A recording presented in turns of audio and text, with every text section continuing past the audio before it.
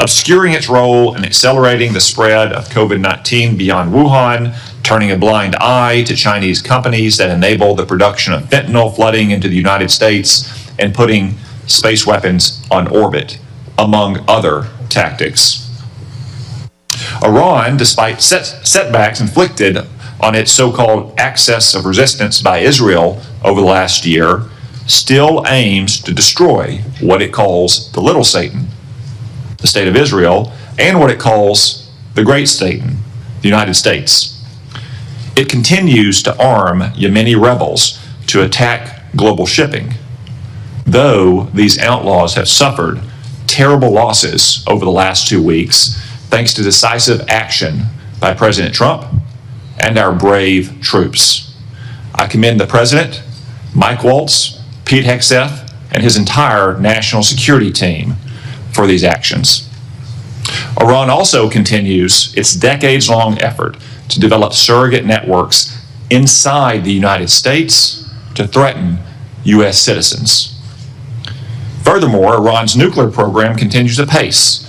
It's actively developing multiple space launch vehicles, which are little more than flimsy cover for an intercontinental ballistic missile program that could hit the United States in a matter of years.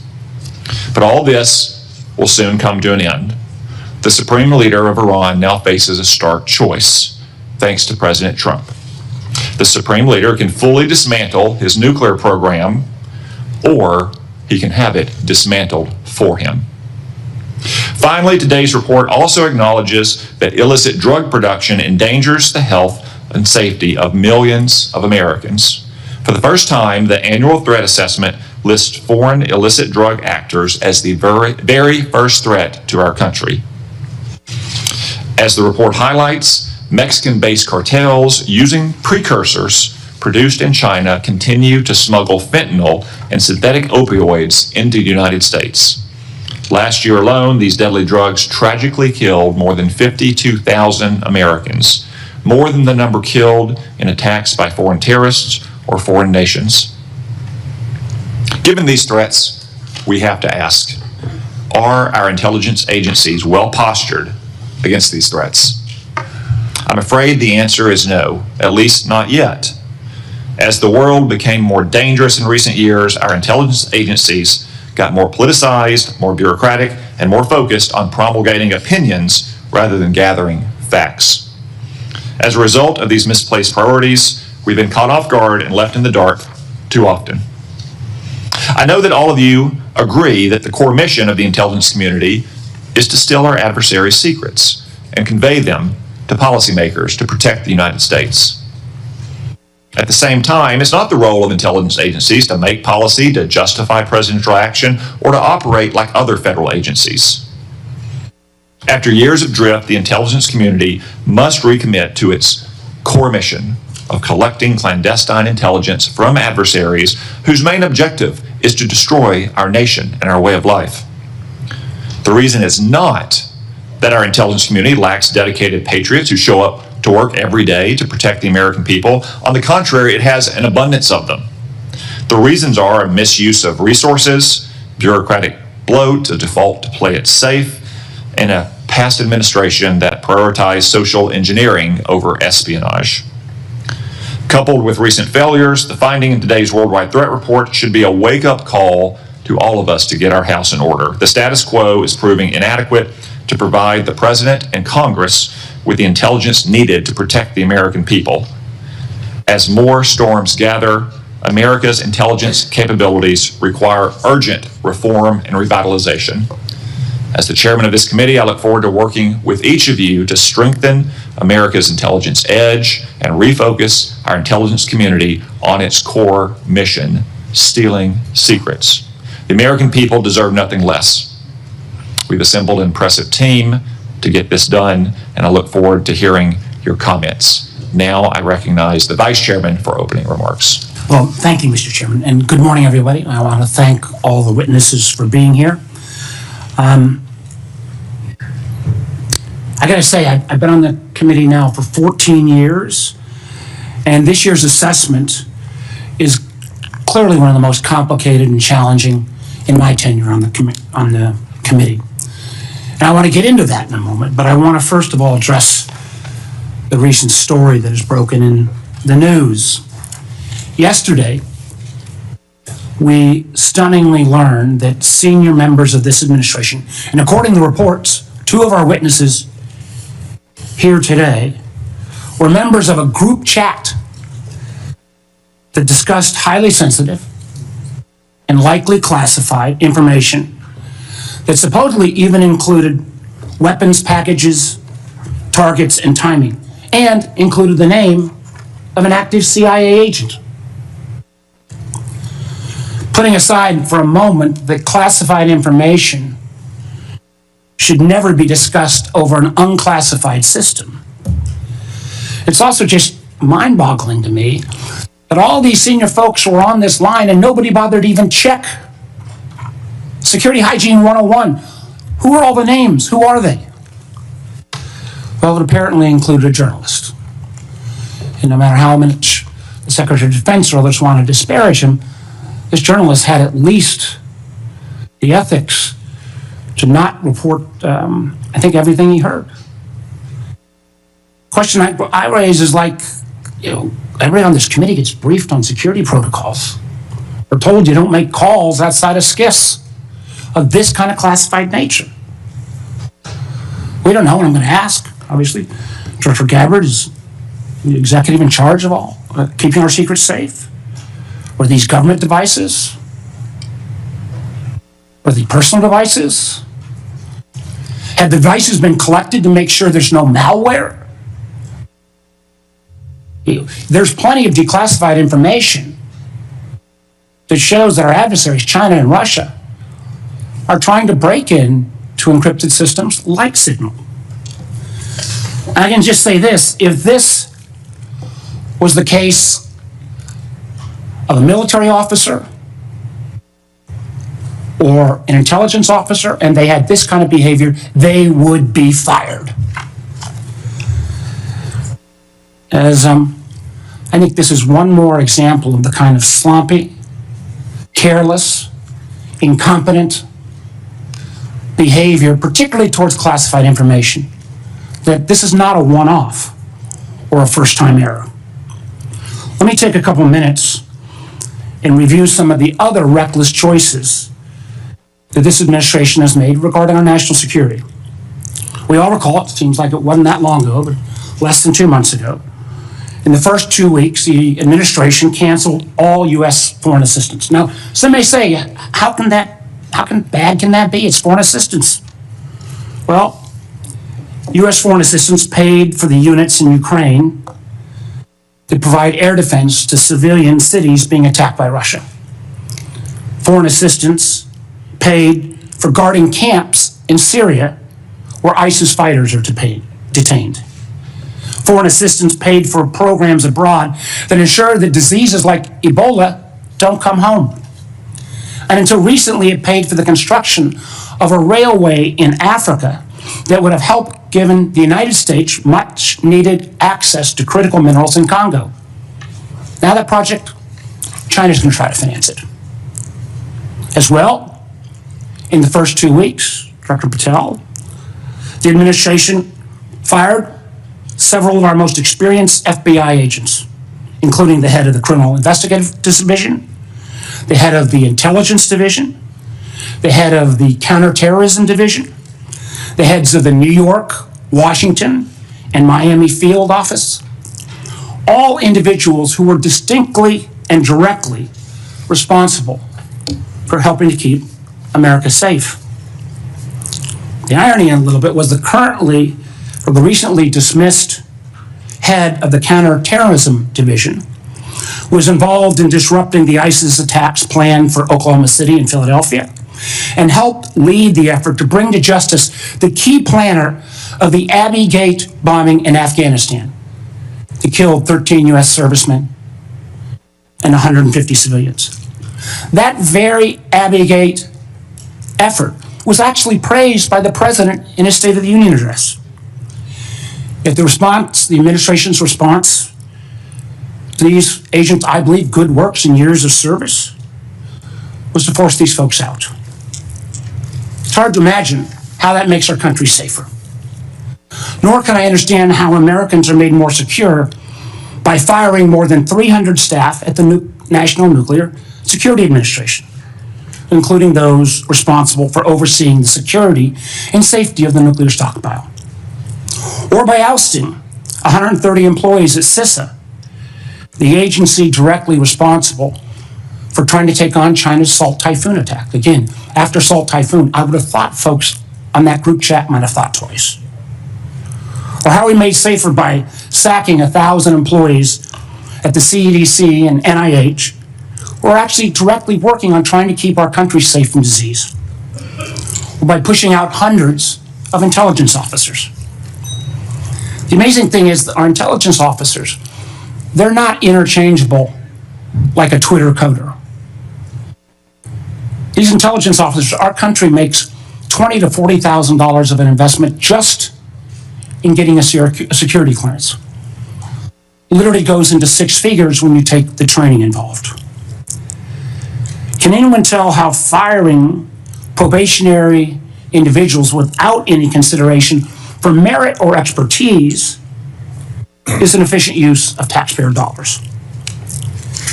And just to make clear that yesterday's story in the Atlantic was not this rookie one-off, it's a pattern. I want to acknowledge Director Radcliffe was not here in his position when this took place. But again, earlier in the administration, when a non-classified network was used, thereby exposing literally hundreds of CIA officers' identities, those folks can't go into the field now. How does that make our government more efficient? You know, again, this pattern of an amazing cavalier attitude towards classified information is reckless, sloppy, and silly.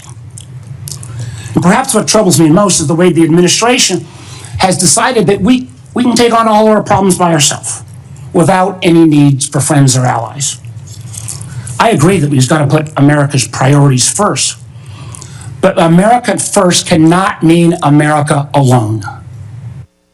The intelligence we gather to keep Americans safe depends on a lot of allies around the world who have access to sources we don't have. That sharing of information saves lives, and it's not hypothetical. We all remember it because it was declassified last year when Austria worked with our community to make sure to expose a plot against Taylor Swift in Vienna. That could have killed literally hundreds of individuals. However, these relationships are not built in stone. They're not dictated by law. Things like the Five Eyes are based on trust, built on decades. But so often that trust is now breaking literally overnight. Yet suddenly, and for no reason that I can understand, the United States is starting to act like our adversaries are our friends. Voting in the UN with Russia, Belarus, and North Korea. That's a rogues gallery if I've ever heard of them. Treating our allies like adversaries, whether it's threats to take over Greenland or over the Panama Canal, destructive trade war with Canada, or literally threatening to kick Canada out of the Five Eyes. I feel our credibility is being enormously undermined with our allies, who I believe, and I think most of us on this committee, regardless of party, believes makes our country safer and stronger. But how can our allies ever trust us as the kind of partner we used to be when we, without consultation or notice, for example, stop sharing information to Ukraine in its war for survival against Russia? Or how can our allies not only not trust our government, but potentially not our businesses with such arbitrary political decisions? Let me give you a few examples. You know, as a result of a lot of work from this committee and others in Congress, we made sure America's commercial space industry is second to none. From space to launch to commercial sensing and communications, the United States has taken a record lead. Yet overnight, this administration called into question the reliability of American commercial tech industry when Maxar and other commercial space companies were directed to stop sharing intelligence with Ukraine. I'm going to tell you, I've been a business guy, I can't say longer than being an elected official, but pretty close. That shockwave across all of commercial space, and frankly, not just commercial space, I've heard it from some of our hyperscalers in the tech community, has sent an enormous chill. Who's going to hire an American commercial space company, government or foreign business, with the ability to have that taken down so arbitrarily? And it's not just in the case of commercial space. We've seen that Canada, Germany, Portugal have all been saying they're rethinking buying F-35s. I've heard from Microsoft and Google directly and Amazon that they're having questions about whether they can still sell their services. We've also seen foreign adversaries and friends take advantage of this rift in our national security areas and our scientists. Germany has already put out ads trying to attract some of our best scientists who've been rifted. And the Chinese intelligence agencies are posting on social media sites in the hopes of luring individuals with that national security clearance who've been pushed out, perhaps arbitrarily, to come into their service. So no, the signal fiasco is not a one-off. It is unfortunately a pattern we're seeing too often repeated. I fear that we feel the erosion of trust from our workplace, from our companies, and from our allies and partners can't be put back in the bottle overnight. Make no mistake, these actions make America less safe. Thank you, Mr. Chairman. Before I turn to the witnesses' hearing, I want to welcome everyone in our large audience today. I also want to note that we will not tolerate any disruptions of the witnesses' testimony or senators' questions and the witnesses' answers. You'll note that we have a large contingent of Capitol Police in the room. Any disruptions, either opposed or in favor to the witnesses, will result in prompt removal from the hearing room, and my encouragement to the U.S. Attorney to throw the book at the person disrupting the hearing. No offense, but we all came to hear the witnesses, no one else in the room. Director Gabbard, I understand you'll make a statement for the panel of witnesses. Thank you, Mr. Chairman, Vice Chair, members of the committee. Thanks for the opportunity for us to be here to present you the intelligence community's 2025 annual threat assessment. I'm joined here this morning by my colleagues from the CIA, DIA, FBI, and NSA. Our testimony offers the collective assessment of the 18 U.S. intelligence elements making up the U.S. Intel community and draws on intelligence collection and information available to the IC from open source and private sector and the expertise of our analysts. This report evaluates what the IC assesses most threatens our people and our nation's ability to live in a peaceful, free, secure, and prosperous society. As you know, we face an increasingly complex threat environment that is threatening us here at home and our interests abroad. I'll begin by focusing on what most immediately and directly threatens the United States and the well-being of the American people. Non-state criminal groups and terrorists putting American lives and livelihood at risk. Then I'll focus on the key nation states who have the capability to threaten the interests of the United States. In this complex environment, non-state and state actors are able to exploit or take advantage of the effects of each other's activities. Conventional and asymmetrical capabilities, even the traditionally weakest of actors are able to acquire from available advanced technologies, creates an even more complex and serious threat landscape. First, I'll highlight the threats presented by several non-state actors.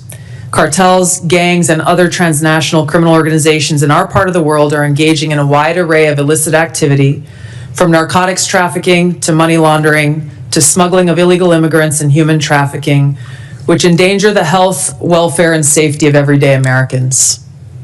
Based on the latest reporting available for a year-long period ending October 2024, cartels were largely responsible for the deaths of more than 54,000 U.S. citizens from synthetic opioids.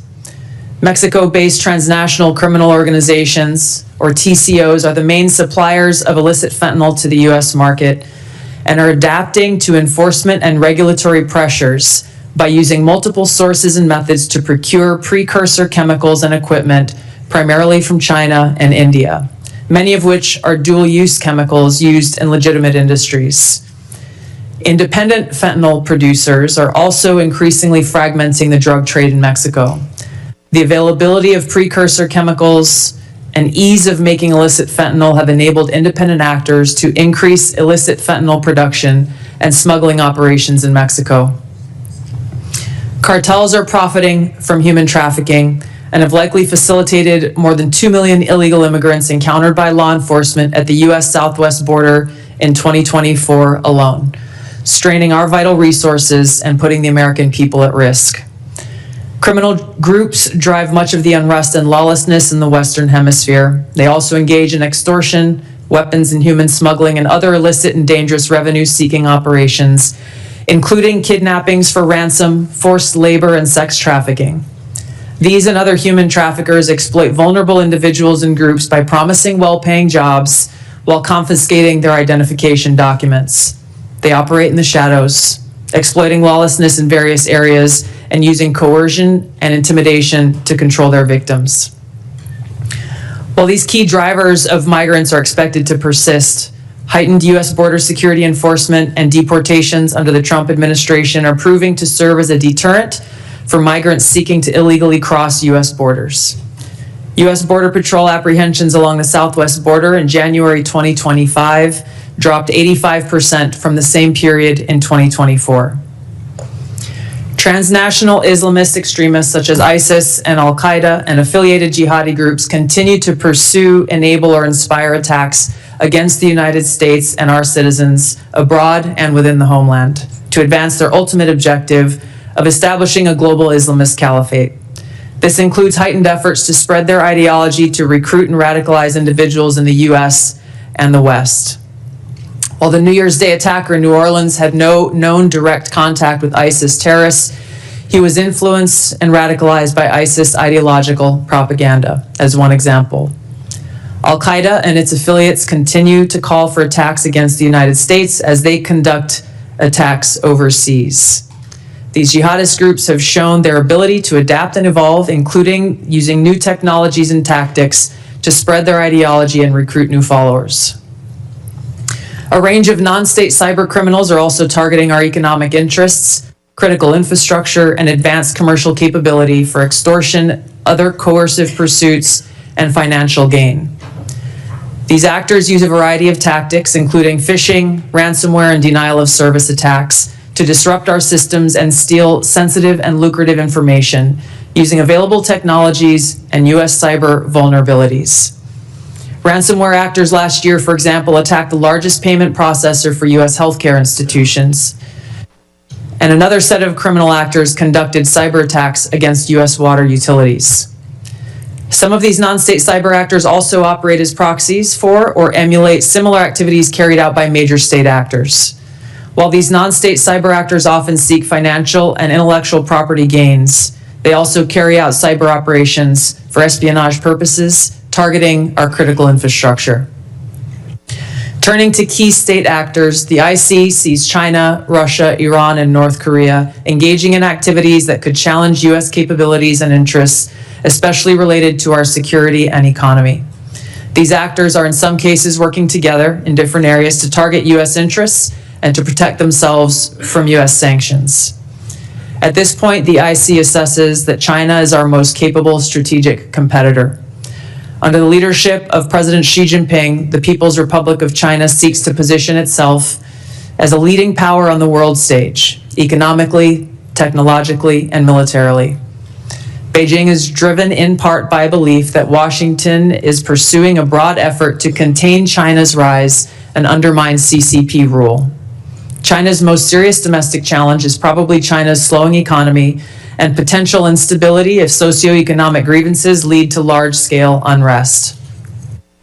Growing economic tensions with the United States and other countries could also weigh on China's plans for economic growth and domestic job creation. China's military is fielding advanced capabilities, including hypersonic weapons, stealth aircraft, advanced submarines, stronger space and cyber warfare assets, and a larger arsenal of nuclear weapons. While it would like to develop and maintain positive ties with the United States and the Trump administration to advance its interests and avoid conflict, China is building its military capability in part to gain advantage in the event of a military conflict with the United States around the issue of China's efforts toward unification with the Republic of China, or Taiwan. China's military is also expanding its presence in the Asia-Pacific region with a focus on disputed territorial claims in both the East China and South China Seas. Beijing is advancing its cyber capabilities for sophisticated operations aimed at stealing sensitive U.S. government and private sector information and pre-positioning additional asymmetric attack options that may be deployed in a conflict. China's cyber activities have been linked to multiple high-profile breaches, including last year's massive compromise of U.S. telecom infrastructure, commonly referred to as Salt Typhoon. Beijing currently dominates global markets and strategically important supply chains, for example, with the mining and processing of several critical minerals. In December, China imposed an export ban to the United States on gallium, germanium, and antimony, all of which are important to the production of semiconductors and our defense technologies. This was in direct response to U.S. export controls on chips designed to broadly limit PRC access to advanced chips and chip-making equipment. China also aims to compete in other critical global industries, including AI, legacy semiconductor chip production, biomanufacturing and genetic sequencing, and medical and pharmaceutical supply production. Leveraging often heavily state-subsidized production at greater scale, lower costs, and weaker regulatory standards than required in the West, Beijing's strategy has given it a leading position in many parts of these sectors and supply chains that support them. In 2023, for example, China had 5 first-in-class domestic drug approvals and 3 FDA approvals. Turning to Russia. Russia's nuclear and conventional military capabilities, along with its demonstrated economic and military resilience, make it a formidable competitor. Moscow has more nuclear weapons than any other nation that could inflict catastrophic damage on the United States and the world in the event of a major war that Russian leaders feared put them and their regime at serious risk. In late 2024, Russia announced updates to its public nuclear doctrine, expanding the conditions under which Russia would consider using nuclear weapons. Russia is building a more modern and survivable nuclear force designed to circumvent U.S. missile defense through reliable retaliatory strike potential. Russia intends to deter the U.S. by holding both the U.S. homeland at risk and by having the capabilities to threaten nuclear war in a conflict. Russia's developed advanced cyber capabilities and has attempted to pre-position access to U.S. critical infrastructure for asymmetric options and make it a persistent cyber threat. Russia's cyber activities have been linked to multiple high-profile breaches, including the 2023 hack of Microsoft. Russia is also fielding new capabilities in anti-satellite weapons meant to degrade U.S. and allied space infrastructure. Among Russia's most concerning developments is a new satellite intended to carry a nuclear weapon as an anti-satellite weapon, violating long-standing international law against such activity and putting the U.S. and global economy at risk.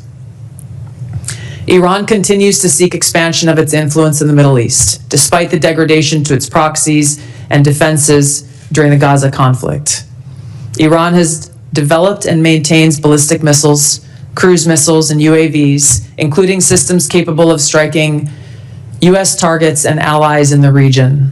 Tehran has shown a willingness to use these weapons, including during a 2020 attack on U.S. forces in Iraq and in attacks against Israel in April and October 2024. Iran's cyber operations and capabilities also present a serious threat to U.S. networks and data. The IC continues to assess that Iran is not building a nuclear weapon, and Supreme Leader Khamenei has not authorized the nuclear weapons program that he suspended in 2003. The IC continues to monitor closely if Tehran decides to reauthorize its nuclear weapons program. In the past year, we've seen an erosion of a decades-long taboo in Iran on discussing nuclear weapons in public, likely emboldening nuclear weapons advocates within Iran's decision-making apparatus. Iran's enriched uranium stockpile is at its highest levels and is unprecedented for a state without nuclear weapons. Iran will likely continue efforts to counter Israel and press for U.S. military withdrawal from the region by aiding arming, and helping to reconstitute its loose consortium of like-minded terrorists and militant actors, which it refers to as its axis of resistance. Although weakened, this collection of actors still presents a wide range of threats, including to Israel's population, U.S. forces deployed in Iraq and Syria, and to U.S. and international military and commercial shipping and transit. North Korean leader Kim Jong-un is pursuing stronger strategic and conventional capabilities that can target U.S. forces and allies in the region, as well as the U.S. homeland, to bolster North Korea's leverage and stature, defend its regime, and achieve at least tacit recognition as a nuclear weapons power. Kim's recently cemented strategic partnership with Russia supports these goals by providing him greater financial, military, and diplomatic support, reduced reliance on China, and providing North Korean forces and weapon systems authentic warfighting experience. Kim views his strategic weapons advances since 2019, its deepening ties with Russia, and North Korea's economic durability as strengthening his negotiating position against Washington's demands for denuclearization and lessening his need for sanctions relief. North Korea is probably prepared to conduct another nuclear test on short notice and continues to flight test its ICBMs to demonstrate their increasing capabilities as leverage in future negotiations. Since 2022, China, Russia, Iran, and North Korea have grown closer. Removing the accelerant of the war in Ukraine is unlikely to revert these bilateral relationships to a pre-war 2021 baseline, leaving room for new strategic priorities and world events to create new incentives or challenges to their currently high levels of cooperation. Russia has been a catalyst for much of this expanded cooperation, driven heavily by the support it has needed for its war effort against Ukraine, including protection from U.S. and Western sanctions. In addition to its exchange of military and other resource capabilities with North Korea, Russia has relied more heavily on China's financial and defense industry backing, and also has increased combined military exercises with China to signal shared fortitude against the United States and U.S. allies in the Asia-Pacific region. With Iran, Russia has also expanded financial ties to mitigate sanctions. Iran has become a critical military supplier to Russia, especially of UAVs, in exchange for Russian technical support for Iranian weapons, intelligence, and advanced cyber capabilities. In conclusion, the threats that we see to U.S. national security are both complex and multifaceted and put the lives, safety, and well-being of the American people at serious risk. As the heads of the American people's intelligence community, we will continue to provide the President, Congress, and our warfighters with timely, unbiased, relevant intelligence to keep the United States secure, free, prosperous, and at peace. To the American people specifically, our intelligence community exists to serve you and to ensure your safety, security, and freedom. Thank you. Thank you, Director Gabbard. As I mentioned in my opening remarks, the annual threat assessment for the first time lists cartels and traffickers as the very first threat. Director Patel, I'm pleased to say that the FBI's Little Rock field office has been doing its part in addressing this threat. The field office, along with other federal, state, and local law enforcement agencies, have arrested nearly 300 immigrants in my state in 2025 so far.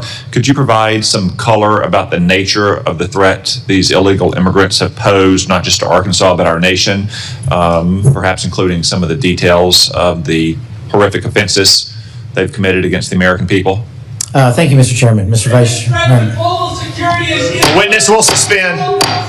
The greatest threat to global security is Israel, and the whole world knows it. Stop funding Israel! Stop funding Israel! Stop funding Israel!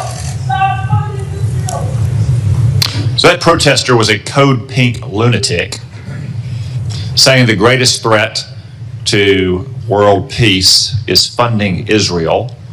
I will observe, for the benefit of the audience here on television, that Code Pink is funded by Communist China as well, which simply illustrates, speak up now if you want to be removed as well, whoever's saying that.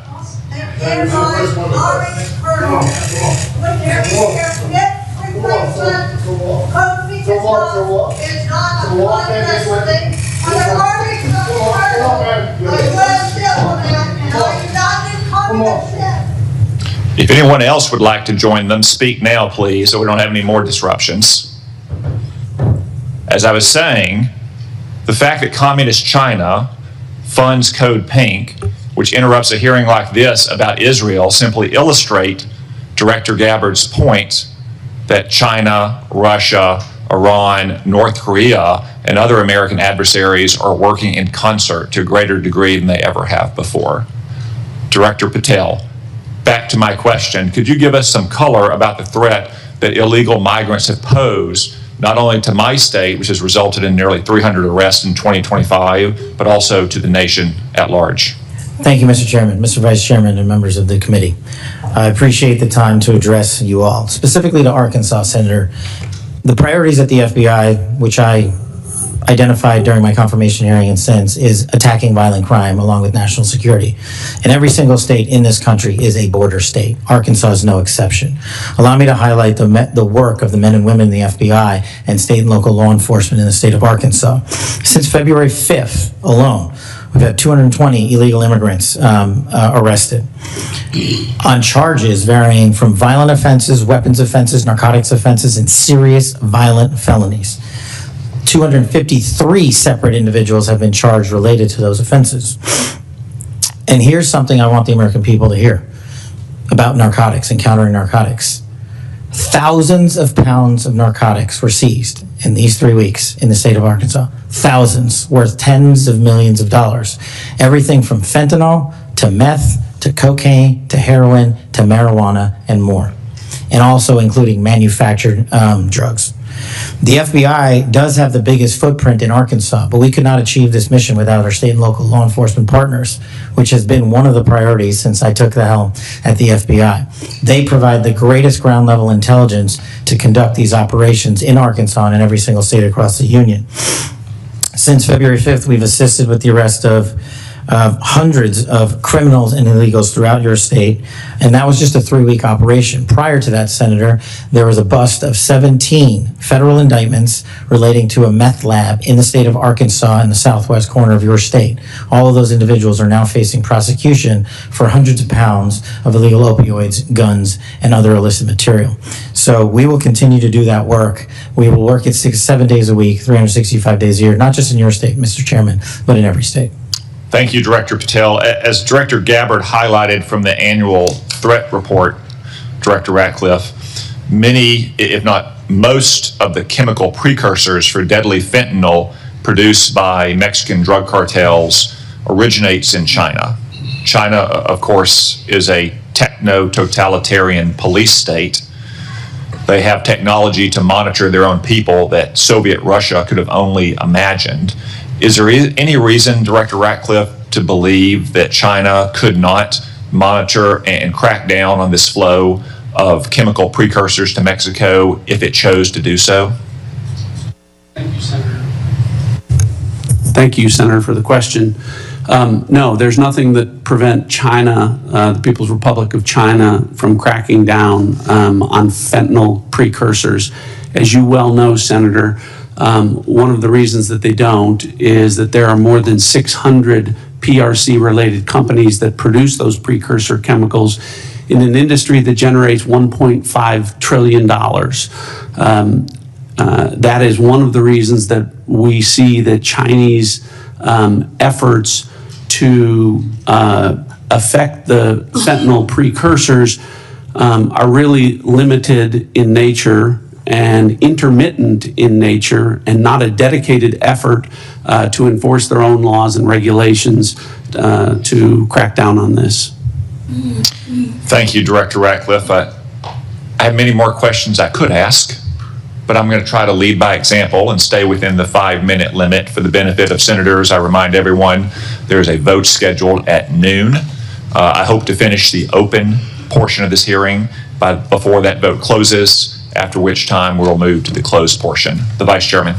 Thank you, Mr. Chairman. I'll be happy to take your extra 13 seconds, but I want to go back to what I addressed at the outset. I mean, this was not only sloppy, it not only violated all procedures, but if this information had gotten out, American lives could have been lost. The Houthis had this information, could reposition their defensive systems. So I want to get a little more information about this. Director Gabbard, did you participate in the group chat with Secretary of Defense and other Trump senior officials discussing the Yemen war plans? Senator, I don't want to get into the specifics. Ma'am, were you on? You're not going to be willing to address. So you're not, are you denying, Matt, will you answer my question, ma'am? You were not TG on this group chat? I'm not going to get into the specifics. So you refuse to acknowledge whether you were on this group chat? Senator, I'm not going to get into the Why specifics. are you going to get into the specifics? Is it because it's all classified? Because this is currently under review by the National Security Because it's Council. all classified? If it's not classified, share the text now. As the White House previously Is it stated, classified or non-classified information on this text? I can confirm. Director Radcliffe, were you on the group chat? Senator, I was on a signal messaging group. So you were the John Ratcliffe on that chat? I was. Thank you, thank you. Can I provide some context, Senator, to that? Yes, but I've got a series of questions. Well, Director. but I think it's important because at the outset, you made a couple of comments about signal messaging using encrypted apps. So that we're clear, one of the first things that happened when I was confirmed as CIA director was signal was loaded onto my computer at the CIA, as it is for most CIA officers. One of the things that I was briefed on very early, Senator, was by the CIA records management folks about the use of signal as a permissible work use. It is. That is a practice that preceded the current administration to the Biden administration. Director Ratcliffe, I've got a series of questions. If you're making the statement, the statement, the signal is a secure channel. No, can I answer that?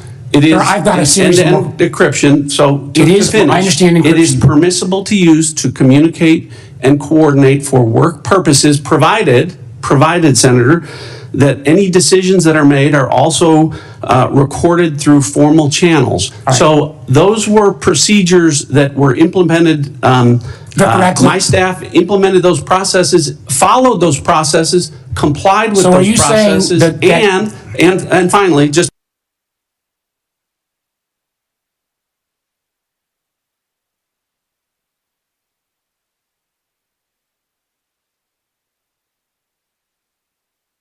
please. So my communications, to be clear, in a signal message group were entirely permissible and lawful and did not include classified information. Well, we will make that determination, because if it's not classified, share the text with the committee. Let me go on. Director Gabbard, you are the security executive and set access guidelines for classified information. Did you contact the defense secretary or others after this specific military planning was put out and say, hey, we should be doing this in a SCIF? There was no classified material that was shared in that So then, signal if there was no check. classified material, share it with the committee. You can't have it both ways. These are important jobs. This is our national security. Bobbing and weaving and trying to, filibuster your answer. So please answer the question. If this was Director Gabbard, if this was a rank and file intelligence officer who did this kind of careless behavior, what would you do with them? Senator, I'll reiterate that there was no classified material that was shared in that And if there's signal. no classified materials, share. And then if there's no classified materials, then you can't even answer the question whether you're on the chat. This is strangely familiar, and I think my colleagues will remember, when you couldn't answer the question, is Edward Snowden a traitor? Man, I have serious doubts about anyway. Director Gabbard, I'm going to give you this. Tweeted just 11 days ago, and I'm quoting you. Any unauthorized release of classified information is a violation of the law and will be treated as such. So if this information is classified, what are you going to do? Senator, 2 points here. First of all, there's a difference between inadvertent release versus Careless and sloppy. malicious leaks of classified information. The second point is, there was no classified information that was on And the the information, this signal committee group should get that chat. information. Director And the Patel, National Security Director Council Patel, has my time's reviewed about up, how and I'm this going to occurred. use my 12 seconds that the chairman came. Director Patel, has the FBI launched any investigation of this? Senator, I was just briefed about it late last night, this morning. I don't have an update. I would like to get an answer by the end of the day. At this point in the ordinary course of affairs, I would recognize Senator Collins. She asked me to express to you that she is under the weather this morning. She regrets her absence, but anticipates submitting written questions to which I would request your prompt replies for the senator. Senator Cornyn. Director Gabbard, I applaud President Trump's efforts to try to bring an end to the war between Russia and Ukraine.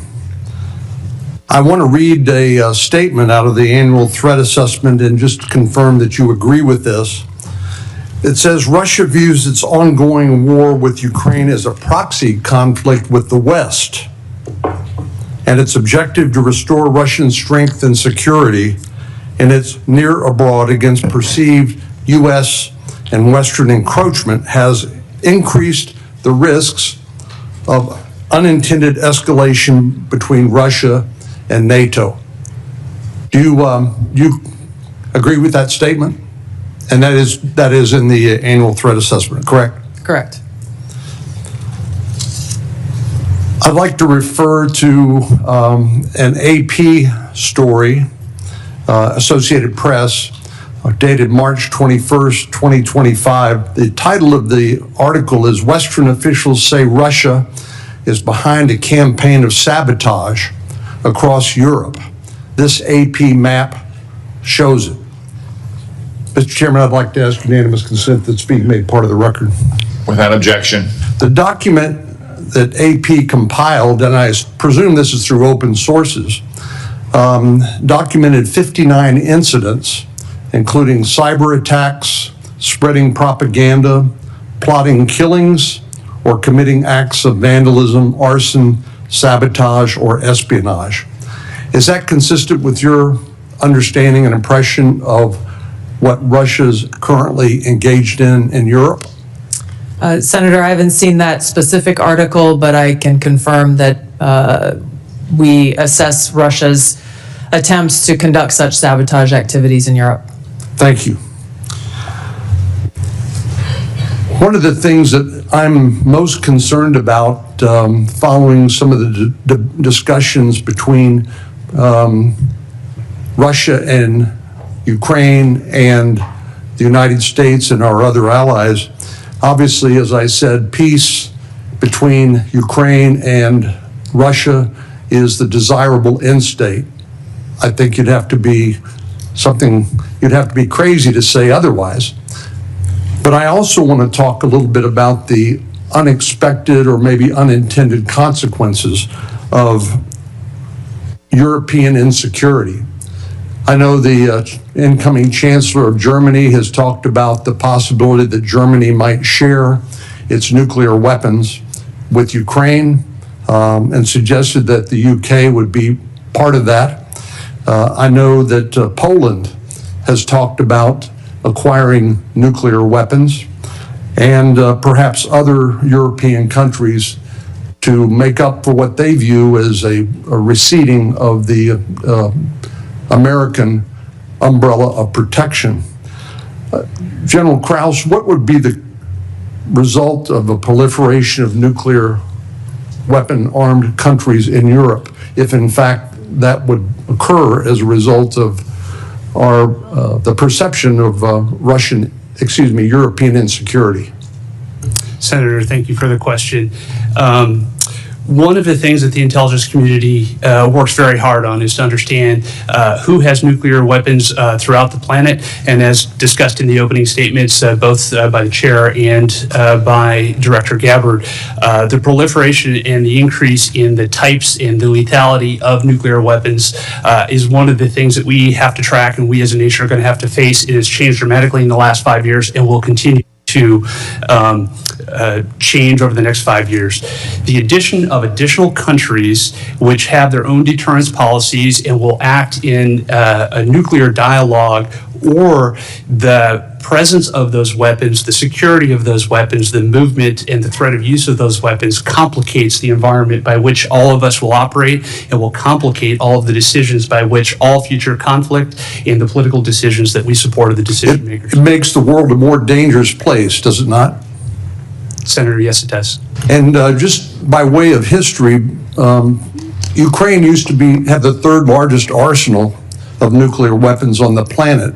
But as a result of negotiations between Russia and Ukraine and the United Kingdom, the Budapest Memorandum documented a commitment by Russia and the United States to protect the territorial integrity of Ukraine in exchange for them giving up their nuclear weapons.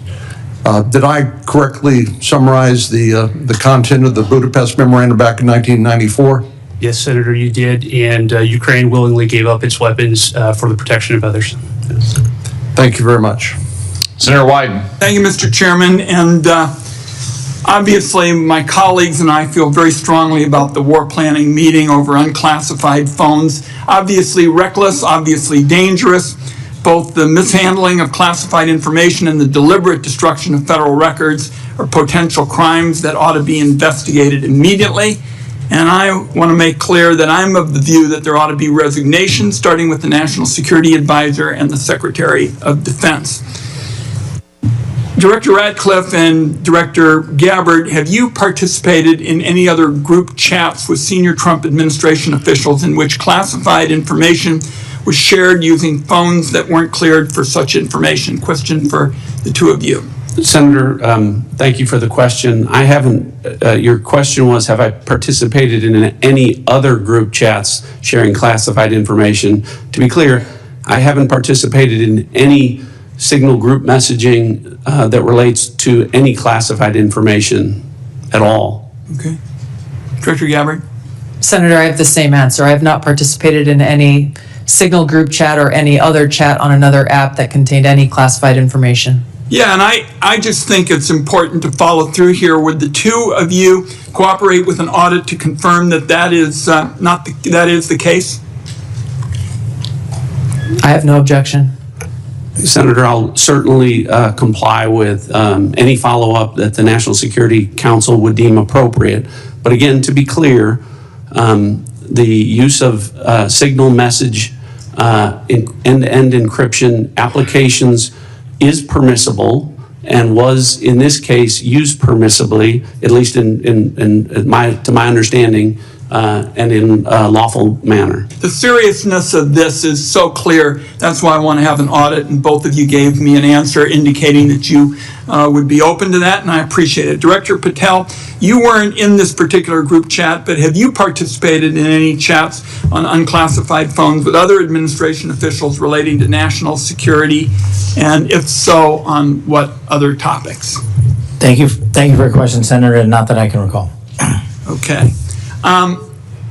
Question I have for you, Director Gabbard, involves this question of Elon Musk wasn't going to see the military's China war plans because he said he, quote, has business in China and he would be susceptible perhaps to that. That was his comment. So as DNI, you're responsible for security clearance policies across the government. Under your watch, how are you going to go about carrying out this obligation? Because I think it obviously is a very significant one in terms of American national security. Thank you, Senator. As you know, the Office of the Director of National Intelligence provides oversight over these different 18 intelligence elements. Leaders within those elements are empowered with that responsibility to uphold the trust that the American people have placed in them. In this example that you've cited, both Secretary Hegseth as well as President Trump completely denied the assertion that Elon Musk was going to receive any kind of classified war plan brief pertaining to China or any other country. So on the question of whether the president has the prerogative to get clearances is really the area that I want to touch on, because you're formally responsible for security clearance policies, and that's why I'm asking about it. So can a president decide who gets the clearance? Yes. So what about your role? You're formally responsible for security clearance policies. That is Making also true. So how do we resolve it? President just gets his way. The elected president and commander-in-chief has the authority to provide a security clearance to those who he deems necessary. Mr. Chairman, and to the ranking member, I think we have to have a further discussion on this and figure out what the ground rules, are. I think it's clear what the director says. I just think we need more clarity because I think you have the formal responsibility for security clearances, and now we've heard that this somehow is going to be the president's project, and I think we ought to have further discussions. Thank you, Mr. Chairman. Senator Langford. Mr. Chairman, thank you. Thank you to all of you, your service to the country.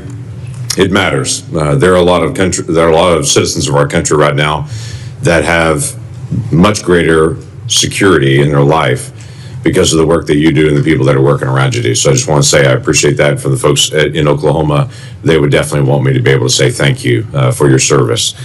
Let me ask a couple of questions on this. Director Gabbard, let me start with you on this. Iran has been listed as one of the top sponsors of terrorism for a very long time. They are the primary armors of Hezbollah, of Hamas, of the Houthis. They're arming the Russians to be able to kill Ukrainians. They continue to be able to destabilize the region. And just in the recent days, when many nations in the Gulf region have talked about how to provide greater stability, Iranian leadership stepped out and made very clear statements. They want a one-state solution for Israel, and it's to drive out all Jews. So this continues to be an issue not just for the region, but for Americans in particular. So my question is on this is the sanctions and the effect of sanctions, what we know about the Iranian response. Under the Biden administration, those sanctions will turn down, where, quite frankly, Iran has been able to sell $90 billion in oil on the global market to be able to rearm itself and all the others around the region. Now sanctions are now going back on to Iran again. What do we know about the effect of those sanctions? Thank you, Senator, for the question. These sanctions have just begun to be reinstated, so the full effects have not yet borne fruit.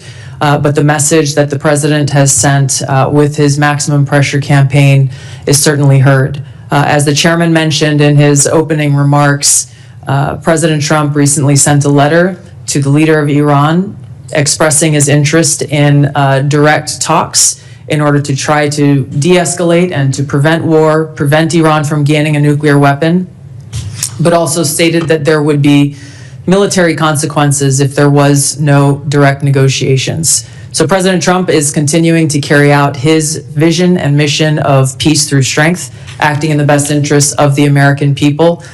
We will see what choices are made from here. Okay, thank you. Director Patel, during the last administration and the very open border policy that they had, we had some years, including 2022 and 2023, where there were 70,000 individuals that were released into the country that were identified as special interest aliens.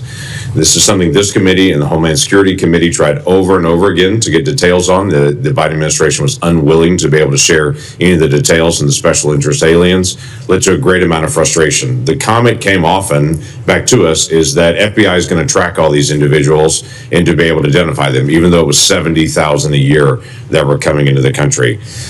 You just walked into this position and trying to get your feet on the ground in so many different issues that are outstanding on that. I raised to you the issue of individuals that are currently illegally present in the country going through a process but are listed as special interest aliens. By definition from the administration, those are individuals that we don't know their level of risk, but they're considered a national security risk, but we don't know anything else about them from there. So how are you trying to get on top of the number of people that are criminal aliens in the country, but also these special interest aliens that come from terrorist areas? Thank you, Senator. Appreciate your question. As far as the FBI is concerned, you hit on it. Criminal. So we are focused across our interagency partners at DHS, ICE, CBP, CISA, and elsewhere to identify through our information sharing networks that we have stood up with state and local law enforcement to provide us the details on any criminal evidence relating to any of the individuals you highlighted. And if there's a nexus there, a case will be opened, by the line agents who predicated lawful and factual basis to do so. And we will further refer that matter to the Department of Justice for prosecution. We are reviewing all of these cases anew, and we will report back to you, Senator, with some fidelity on the outcome of that process. Okay, thank you. Are you getting good feedback from social media technology companies and cooperation from them on illegal activities that are promoted on their site? All the different sites have rules and standards for what can and can't be done on that. But for instance, in the border areas, many of the sites are allowing child trafficking, or they're allowing basically the hiring of Americans to come be drivers and such, and they know this is being circumvented. Are they working with you on that to be able to take illegal content off their sites? Thank you, Senator. And we have engaged directly at the top levels of all the private sector software communities and social media companies, and they have been very helpful because they have been told that this is a priority for me at the FBI. Back from social media technology companies and cooperation from them on illegal activities that are promoted on their site. All the different sites have rules and standards for what can and can't be done on that.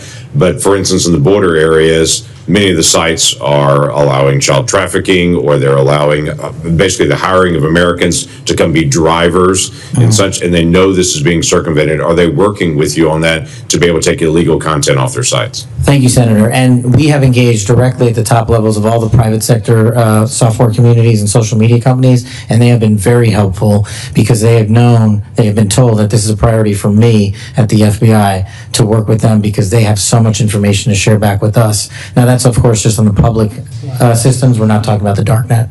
Thank you. Thank you, Mr. Chairman. Senator Heinrich. Thank you, Chairman. Director Ratcliffe, I want to start with you. Who determined that the content of this discussion on Signal was not classified? Senator, I guess I'm not. Well, for example, I can speak to my personal knowledge. There was no classified agent mentioned as part of this story. Normally, that would be classified information. So I guess what I'm asking is, did you just determine it was not classified, or was there any declassification after the fact? So to be clear, so everyone understands the process, as we talked about, Signal is a permissible use. I understand that. At the CIA, has been approved by the White House for senior officials. And appropriate for many conversations. And recommended by CISA for high-level officials who would be targeted by foreign adversaries to use end-to-end encrypted apps whenever possible, like Signal. In this case, what the National Security Advisor did was to request through a Signal message that there be coordination. So you mentioned the name of a CIA active officer, correct? So I didn't mention the name. You didn't mention the name. Existence of that. And in the article, the implication was that somehow that was improper.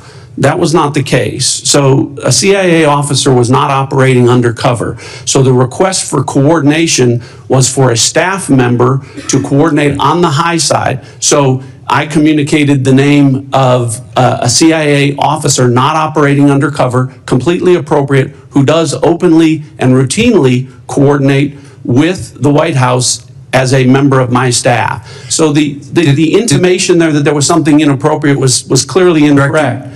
Did it occur to you that given the sensitive nature of this discussion, that it could just move to the high side?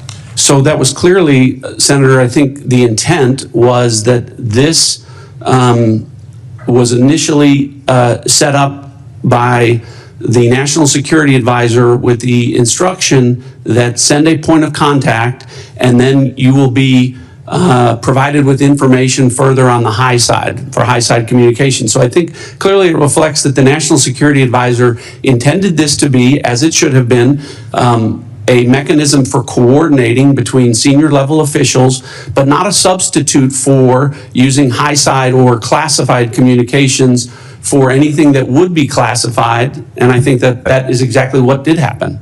So I'm curious, did this conversation at some point include information on weapons packages, targets, or timing? Not that I'm aware of. Director Gabbard, same question. Same answer, and defer to the Department of Defense on that question.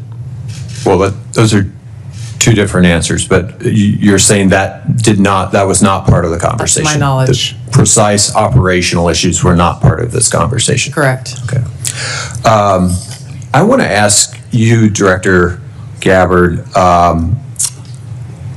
something on a very different track here, which is, I very much agree with the conclusion of the ATA that foreign illicit drug actors are a major threat in the United States, and many of you have spoken to this today.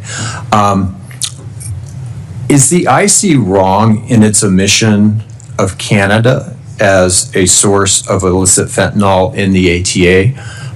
I was surprised, given some of the rhetoric, that there is no mention of Canada in the ATA. Senator, the focus in my opening and the ATA was really to focus on the most extreme threats in that area. And our assessment is that the most extreme threat related to fentanyl continues to come from and through Mexico. So the president has stated that the fentanyl coming through Canada is massive, and actually said it was an unusual and extraordinary threat. And that was the language that was used to justify putting tariffs on Canada. I'm just trying to reconcile those two issues. Is it an unusual and extraordinary threat, or is it a minor threat that doesn't even merit mention in the annual threat assessment?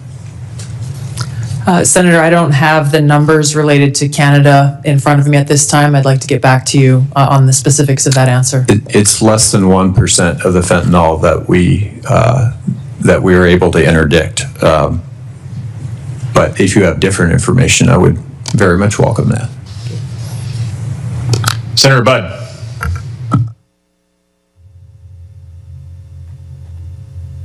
Thank you all for being here. And Director Gabbard, prior to your role here, we had a big storm in western North Carolina, and you were among those first from outside our state to show up. So thank you for your work there. Thank you for your ongoing work there and that of your family as well. It was good to see them when out in western North Carolina last week, so thank you. Director Hawk, so what do we need to do in regards to Volt Typhoon? There's a lot of pre-positioning that went on there. So where are we with that? And what do we need to do in regards to our power companies, whether it's generation or distribution, Duke Energy in my home state, or even the rural electric co-ops? What do we need? What have we learned? And what can I tell them? Senator, 99% of the critical infrastructure in the United States is controlled by private companies. So that really drives us to talk about how do we partner with industry and with the commercial sector, in this case, the power sector. Volt Typhoon began when industry came to the intelligence community and said, we're seeing anomalous activity, can you help us gain context? And we were able to bring context to that to be able to understand what the threat was, and then to ultimately be able to identify who was behind that threat. Since that time, we've continued to work very closely with industry to be able to determine what are the right ways for us to be able to pursue these threats within networks, to enable the interagency, to enable our partners and industry to be able to pursue them. That's the approach we have to take. It is a collaboration between the government and industry to be able to eradicate these threats, and we have continued to pursue them together since our first identification and notification that we did related to this particular threat. Thank you. What have you done on the offensive side here in regards to, I think there were three, Salt Typhoon, Volt Typhoon, and even Flax Typhoon. Maybe there were others, but those are the three that are known. Senator, I've been given really clear guidance in terms of what the Secretary of Defense expects, in terms of our aggressive approach to be able to restore deterrence, and I look forward to talking with you about that in the closed hearing. Look forward to that. Directors Gabbard and Ratcliffe and Patel, thank you all again for being here. So as you're all keenly aware, Section 702 of FISA is an extremely useful authority to help keep our nation safe. I also know that we need to rebuild American people's trust and confidence that such authorities are not being misused by the intelligence community to unlawfully target Americans.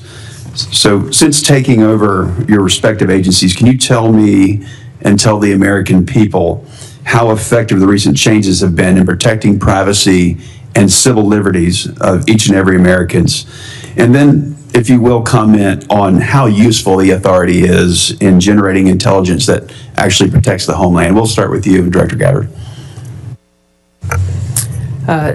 Senator, Section 702, which authorizes the foreign collection of non-U.S. persons outside of the United States, continues to be one of our most effective collection tools to ensure our national security. There are a number of reforms that the Senate passed, that Congress passed last year, that have proven to strengthen the protections of Americans' Fourth Amendment rights. In the short time that I've been in the seat, I've seen a few examples of that directly, most recently through the FISA court, calling in an amici to come in and weigh in on a dispute regarding provisions that would further protect Americans' Fourth Amendment rights. I'll be visiting our friends at the NSA next week and doing a quote-unquote ride-along to observe directly how those reforms that Congress passed are being implemented to protect Americans' civil liberties, and look forward to reporting back after I've had that opportunity. Thank you. Director Patel. Thank you, Senator. With my background in FISA and 702, I just want to clearly delineate between FISA Title 1.3 and 702 collection. We need to both ardently defend its use, but also ardently support reforms that allow the American public to entrust that those charged with those capabilities are not violating the Fourth Amendment or any other violation. Speaking to Title I, Title III, when it comes to U.S. persons, I have already included an amendment in terms of FBI language to make sure that when a U.S. person is targeted, that the FBI specifically is responsible for culling through all exculpatory information that is reasonably known and satisfying that burden and stating it in the application. When it comes to 702, Senator, some of the biggest enterprise efforts we have had to thwart national security risk would not have occurred if 702 collection had gone dark. And the FBI continues to use that information to protect the homeland. We've had multiple takedowns in the last 6 months based on 702 and interagency collection processes, but we just need to ensure the American public, and I'm working with my team, that even in the 702 sphere, American citizens' information is protected. Thank you all. I look forward to the discussion in the closed session. Senator King. Thank you, Mr. Chairman. Director Gabbard, I didn't intend to get into the Jeffrey Goldberg story, but something you said has sort of puzzled me. According to open source reporting at 11:44 on the morning of March 15th, Secretary Hegseth put into this group text a detailed operation plan, including targets, the weapons we were going to be using, attack sequences, and timing. And yet you've testified that nothing in that chain was classified. Wouldn't that be classified? What if that had been made public that morning before the attack took place? Senator, I can attest to the fact that there were no classified or intelligence equities that were included in that chat group at any time. So, and I so the defer, attack sequencing and timing and weapons and targets you don't consider to should have been classified? I defer or to the Secretary of Defense and the National Security Council on that question. Well, you're the head of you're the head of the intelligence community, and you're supposed to know about classifications. So your testimony very clearly today is that nothing was in that set of texts that were classified. I'll follow up on Senator Wyden's question. If that's the case, please release that whole text stream so that the public can have a view of what actually transpired on this discussion. It's hard for me to believe that targets and timing and weapons would not have been classified. Well, let me move on. You approved this report, this annual report, prepared by the Office of the Director of National Intelligence. Is this submitted to the White House routinely in anticipation of its public release? I don't know what you mean by submitted routinely. Was this report submitted to the White House before its release today? It was submitted to them once it was completed. I think probably around the same time it was sent to all of you. I want to move on. One note that surprised me. I've been on this committee now this is my 13th year. Every single one of these reports that we have had has mentioned global climate change as a significant national security threat, except this one. Has something happened? Has global climate change been solved? Why is that not in this report? And who made the decision that it should not be in the report when it's been in every one of the 11 prior reports? I can't speak to the decisions made previously, but this annual threat assessment has been focused very directly on the threats that we deem most critical to the United States and our national security. Obviously, we're aware of occurrences within the environment and how they may impact operations, but we're focused on the direct threats to Americans' safety, well-being, and security. How about how they will impact mass migration, famine, dislocation, political violence, which is the finding, by the way, of the 2019 annual threat assessment under the first Trump administration? You don't consider that a significant national security threat? For the intelligence community, being aware of the environment that we're operating in is a given. What I focused this annual threat assessment on, and the IC focused this threat assessment on, are the most extreme and critical direct threats to our national security. Let me ask a direct question. Who decided climate change should be left out of this report after it's been in the prior 11? Where was that decision I made? gave direction to our team at ODNI to focus on the most extreme and critical national security threats that we face. Your direction include no comments on climate change? Senator, as I said, I focused on the most extreme and direct national security threats. That's not a response to my question. Did you instruct that there be no finding in terms of climate change in this report? I don't recall giving that instruction. Final questions in a few short seconds that I have left. You all concede, and it's in the report repeatedly, about the cyber danger from China, from Russia, from Iran. Why then is the administration deconstructing FISA? 130 people fired. The General Hawk talked about the importance of public-private cooperation. That section of CISA seems to have been disestablished. What possible policy reason is there for undermining CISA's relationship to the states with regard to elections and to the private sector with regard to cybersecurity when the cybersecurity threat is only growing? Anybody want to tackle that? I won't speak for all of my colleagues here, but I don't believe any of us have any insight into those specific staffing decisions that have been made. Well, let me ask you this question. You've all found, the report has found explicitly growing cyber threats, including to elections from Russia, China, Iran.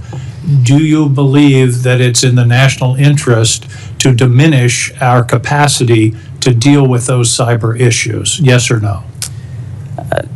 President Trump is focused on effects and making sure that the people that we have and the resources that we have are focused on our national security.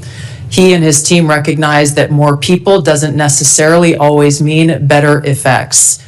Those are some of the things that are driving the changes that we're seeing across the administration, is getting all of our agencies back and focused on their core mission.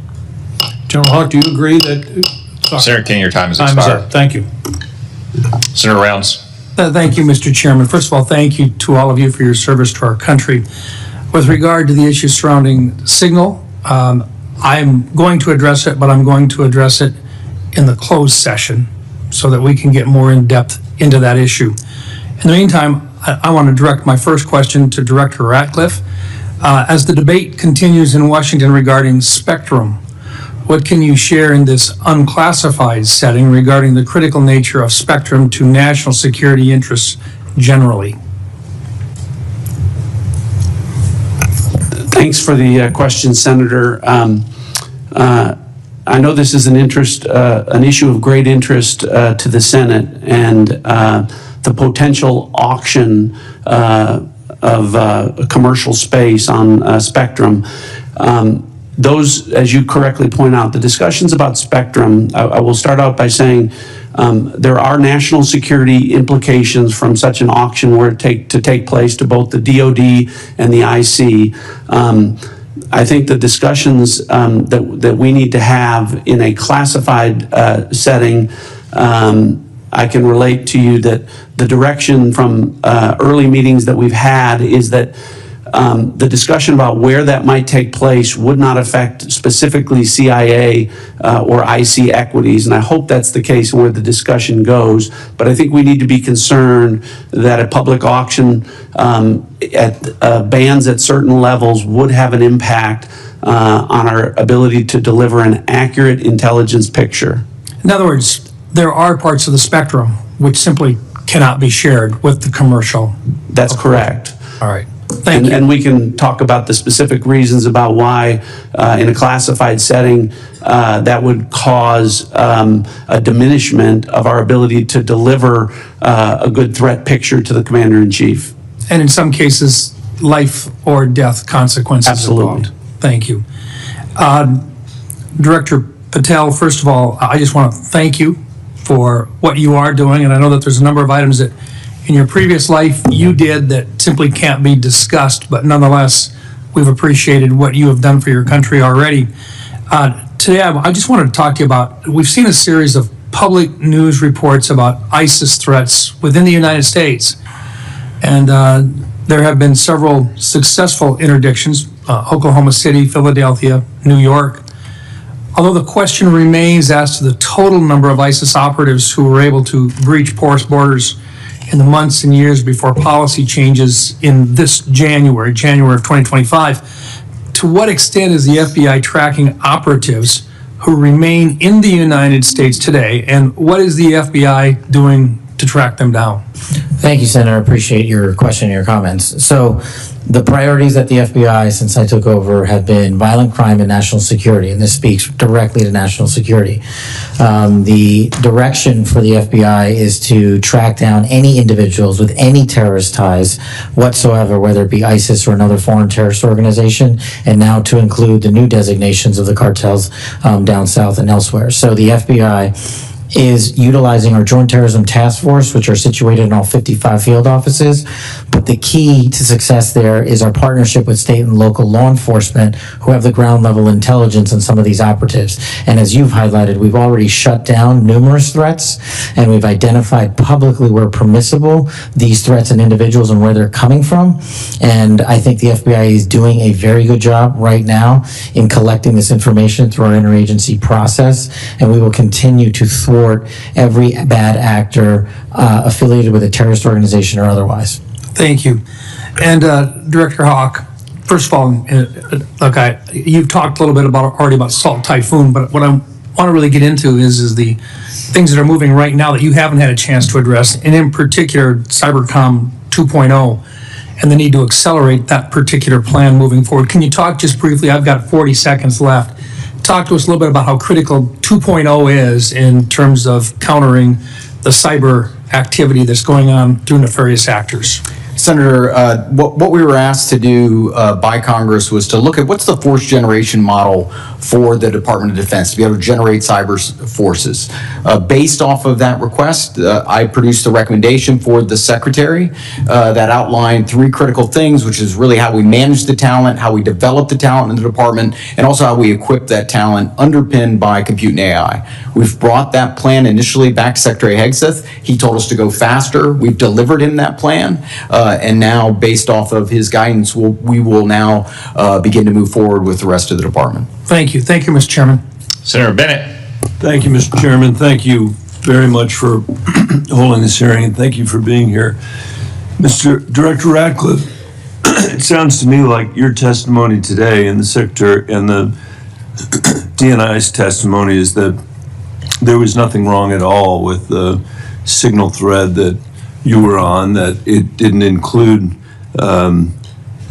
any targeting information or battle sequence. That is your testimony. That's your testimony. And I'm a little staggered that is your view, Director Ratcliffe. Does the CIA have any rules about handling of classified information? Yes or no? Yes. Thank you, Director Ratcliffe. Do you agree, Secretary of Defense Pete Hegseth said this morning when asked by members of the press what had happened. He said this morning in Hawaii that Atlantic editor-in-chief Jeff Goldberg is a, quote, deceitful and highly discredited so-called journalist who's made a profession of providing hoaxes time and time again. Do you share that evaluation, the Secretary of Defense's evaluation of Jeff Goldberg as a journalist?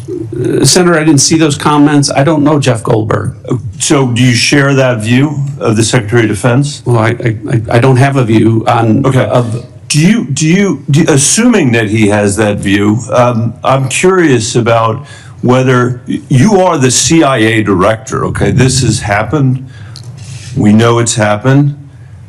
Did Jeff Goldberg somehow, did he create a hoax that allowed him to become part of this signal thread? Please answer the question. You don't insult the intelligence of the American people. Did he invite himself to the signal thread? I don't know how he was invited, but clearly he was added. Clearly it was. Finish your sentence, please. Clearly he was added to the signal group. Your question is. You don't know that the president's national security advisor invited him to join the signal thread? Everybody in America knows that. Does the CIA director not know that? I've seen conflicting reports about who added the reporter to the signal messaging group. It's perfectly appropriate that there was a reporter added, especially one that the Secretary of Defense says is deceitful, highly discredited, a so-called journalist who's made a profession of peddling hoaxes over and over again. Is your testimony that it was appropriate that he was added to this signal thread? No, of course not. And why did you not call? Hold on, Senator. You are the mischaracterizing my testimony. Good. You answered the question. Let me ask you: when he was added to the thread, you're the CIA director. Why didn't you call out that he was present on the signal thread? I don't know if you use signal messaging app. I do. Not for classified information, not for targeting, well, neither not do I, for anything Senator. remote. Neither do I, Senator. Well, that's what your testimony is today. It absolutely is not, Senator. Were you not listening at the beginning? No. When I said that I was using it as permitted, it is permissible to use. I agree that's your testimony. Yeah. I agree that's your testimony. You asked me if I use it, and I said not for targeting, not for classified information. And I said I don't either. I also know Jeff Goldberg. I don't use it to communicate with him, but you thought it was appropriate. By the way, I think he's one of the more outstanding journalists in America. But I'm shocked to find him on a thread that he's reading in the parking lot of a grocery store in Washington, D.C. And your testimony as the director of the CIA is that it's totally appropriate. No. Is it appropriate? No, that the Director, that is not what I. Okay, go ahead, please. When did I use the word appropriate? Well, go ahead, please. Well, I didn't. That everybody in America. So clearly, there's nothing to Senator, see here is what your testimony is. No, I never said that. This is just a normal day at the CIA where we chat about this kind of stuff over Signal. In fact, it's so normal that the last administration left it here for us. That's your testimony today. That's your testimony. No, that's Senator. not my testimony. That's what you said. I didn't say any of those things that you just related, Senator. I heard you say it. We'll let the American people decide. Let me ask you one final point. Mischaracterized I'm out of time. it. Well, are you going to give me a chance? Is it appropriate? Did you know that the president's Middle East advisor was in Moscow on this thread while you were, as director of the CIA, participating in this thread? Were you aware of that? Are you aware of that today? I'm not aware of that today. This sloppiness, this incompetence, this disrespect for our intelligence agencies and the personnel who work for them is entirely unacceptable. It's an embarrassment. Senator, you need to do better. You need to do better. Thank you. I'm being gavelled by the chairman, and I apologize for going over my time. Senator Young. Thank you all for being here. I'll be asking some follow-up questions, clarifications about this Signal episode in a closed setting, and try and work with all of you to bring clarity to that situation. It appears to me there's some unanswered questions. It'll take some time, I think, to get there in a more dispassionate setting.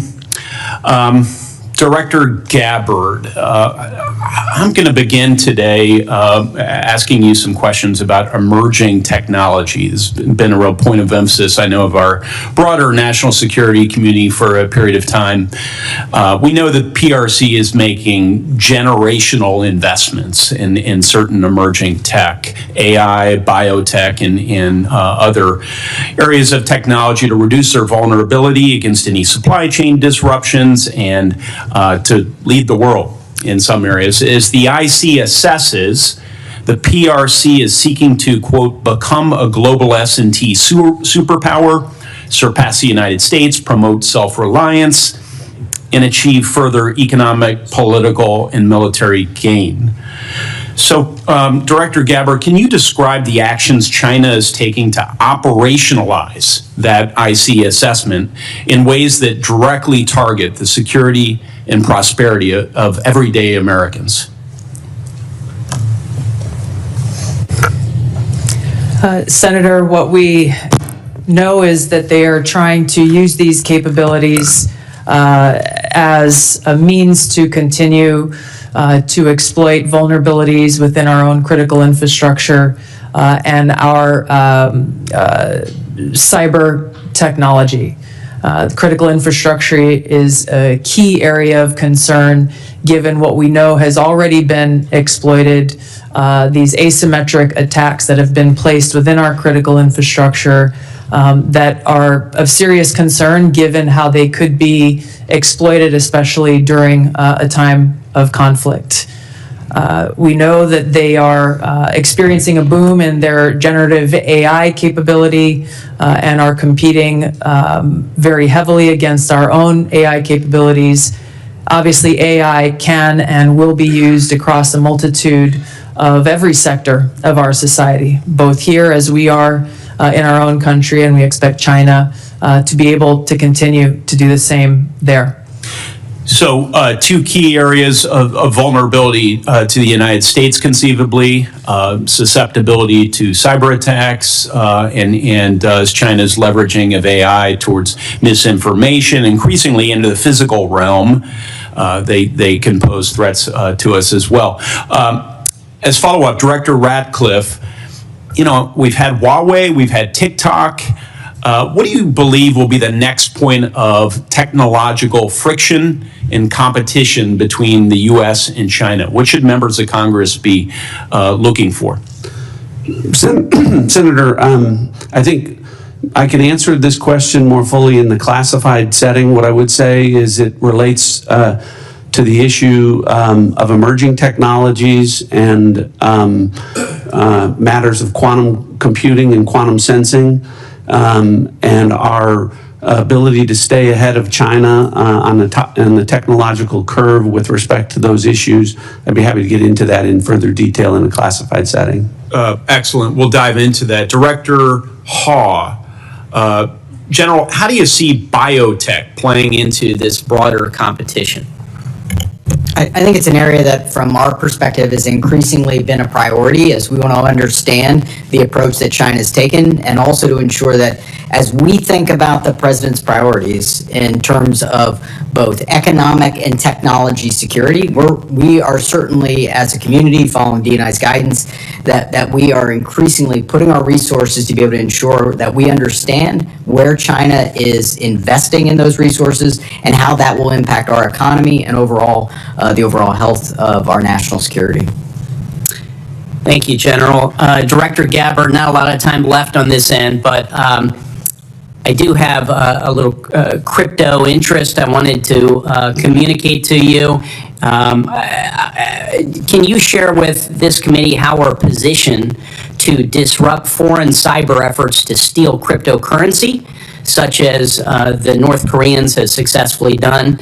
If others would like to pull this thread and weigh in on this question very briefly, that would be great. Senator, we're obviously aware of North Korea's revenue generating by stealing cryptocurrency has had a significant effect on North Korea's capabilities. I defer to our technical experts on the actions that are being taken. Senator, I think this would be a great topic when we go to closed session. It's going to be a busy closed setting. Yes. Director Patel? I agree with the general. In closed session, I can provide some details. It's what you get when you visit with a bunch of spies. All right, Chairman. Senator Kelly. Thank you, Mr. Chairman. I'm going to come back to the topic of the day here, the signal chain as reported by The Atlantic. Ms. Gabbard and Mr. Ratcliffe, you each testified that there was no information operational in nature, no classified information. So I want to ask each of you just a series of, just respond yes or no. I'll start with Ms. Gabbard. In the signal chain that we have been talking about, was there any mention of a target in Yemen?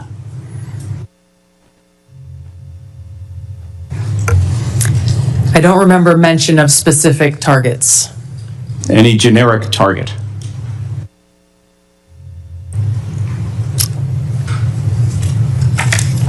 I believe there was discussion around targets in general.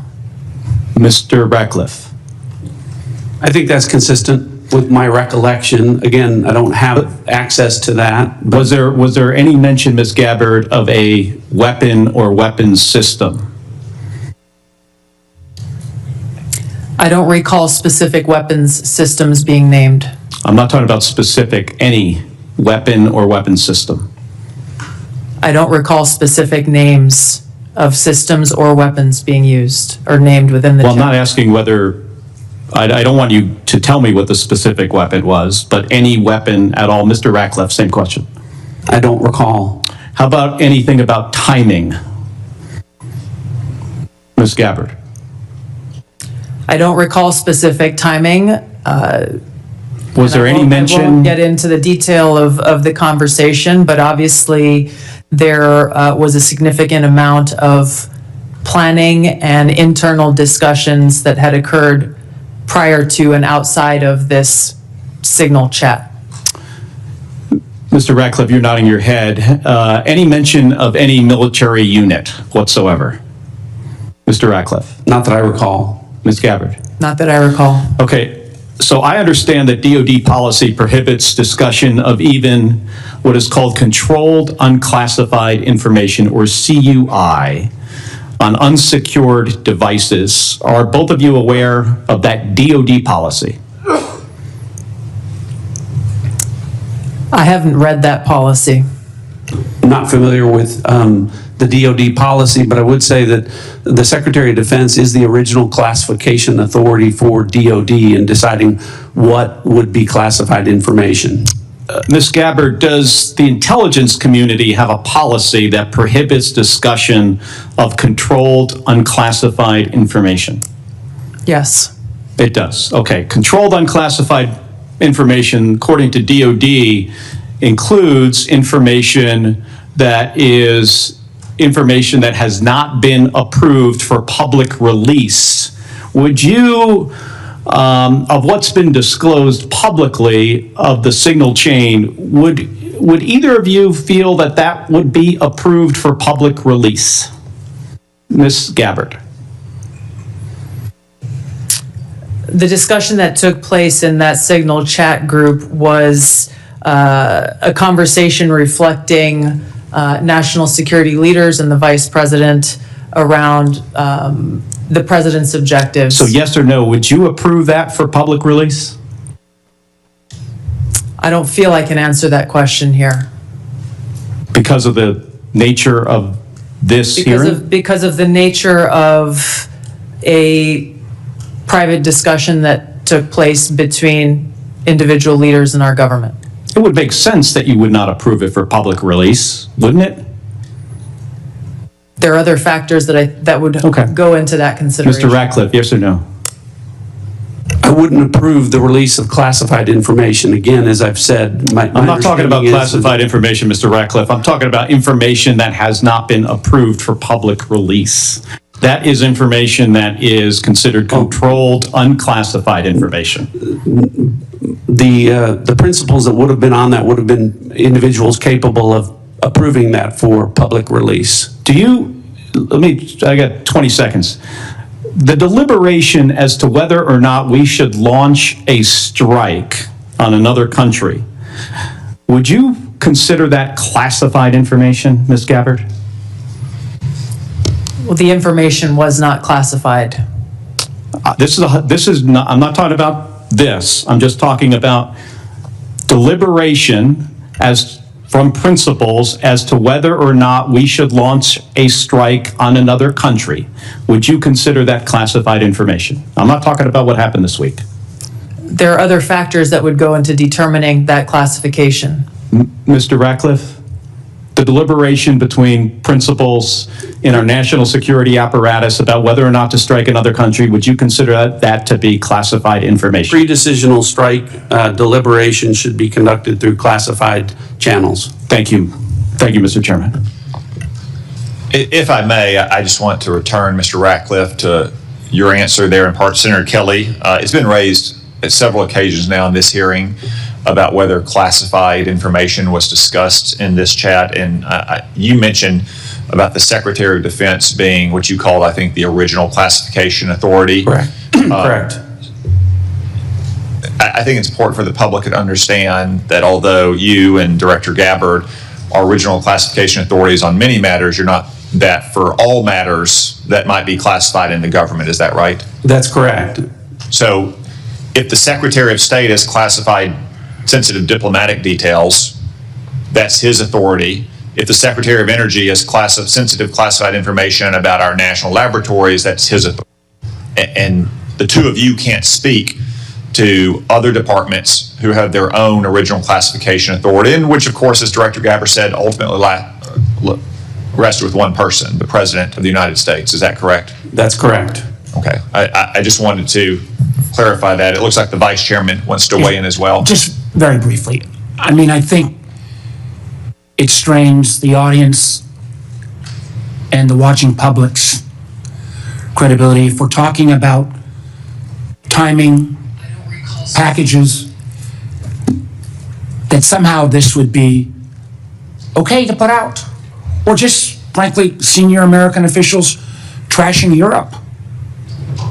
I've been around this for a while. This is not information you generally put out. And the notion there's not even acknowledgement of, hey, gosh, we screwed up, is stunning to me. And the idea somehow, well, none of this was classified, but we can't talk about it here.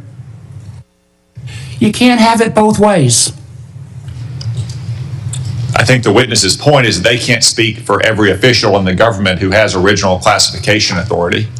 Chairman, I don't, that's not what I'm not trying to litigate that. I'm trying to litigate on the face unless, as Senator Bennett said, this reporter is somehow making this all up. And I think the White House has acknowledged that the text chain that he submitted was authentic.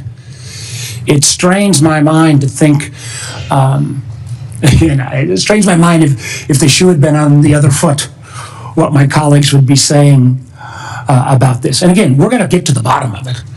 And I appreciate your comments, but you guys have both testified under law. There's nothing classified in that information. There's nothing, in a sense, I've not heard either one of you say, gosh, we screwed up. So we'll find out. This is too important to our national security. And again, I know we've got more members to cross. They testified, is my understanding, correct me if I'm wrong, that there's no intelligence community classified information. Is that correct? That's Director correct. Ratcliffe, is that correct? Director Gabbard? Yes, Chairman. Well, again, That's not correct. She said repeatedly there's nothing classified, period. right, period. You can't have it both. And again, we'll see. I cannot believe this is not going to come out. And if it's not classified, again, we'd ask you to give it to the public today. I'm sure one of your aides back there probably got it on paper. If you got it here, it's not classified, stand by your position. Or is this just one more example of a careless approach to how we keep our secrets in this administration. With apologies to Senator Moran. Thank you, Mr. Chairman, and thank you to our witnesses for being here. I want to explore a little bit about Ukraine, and I'll direct this to Director Ratcliffe or Director Cruz. The ATA assesses that, quote, the grinding war of attrition in Ukraine, quote, will lead to a gradual but steady erosion of Kyiv's positions on the battlefield. Are Ukrainian forces at any significant risk of collapse this year?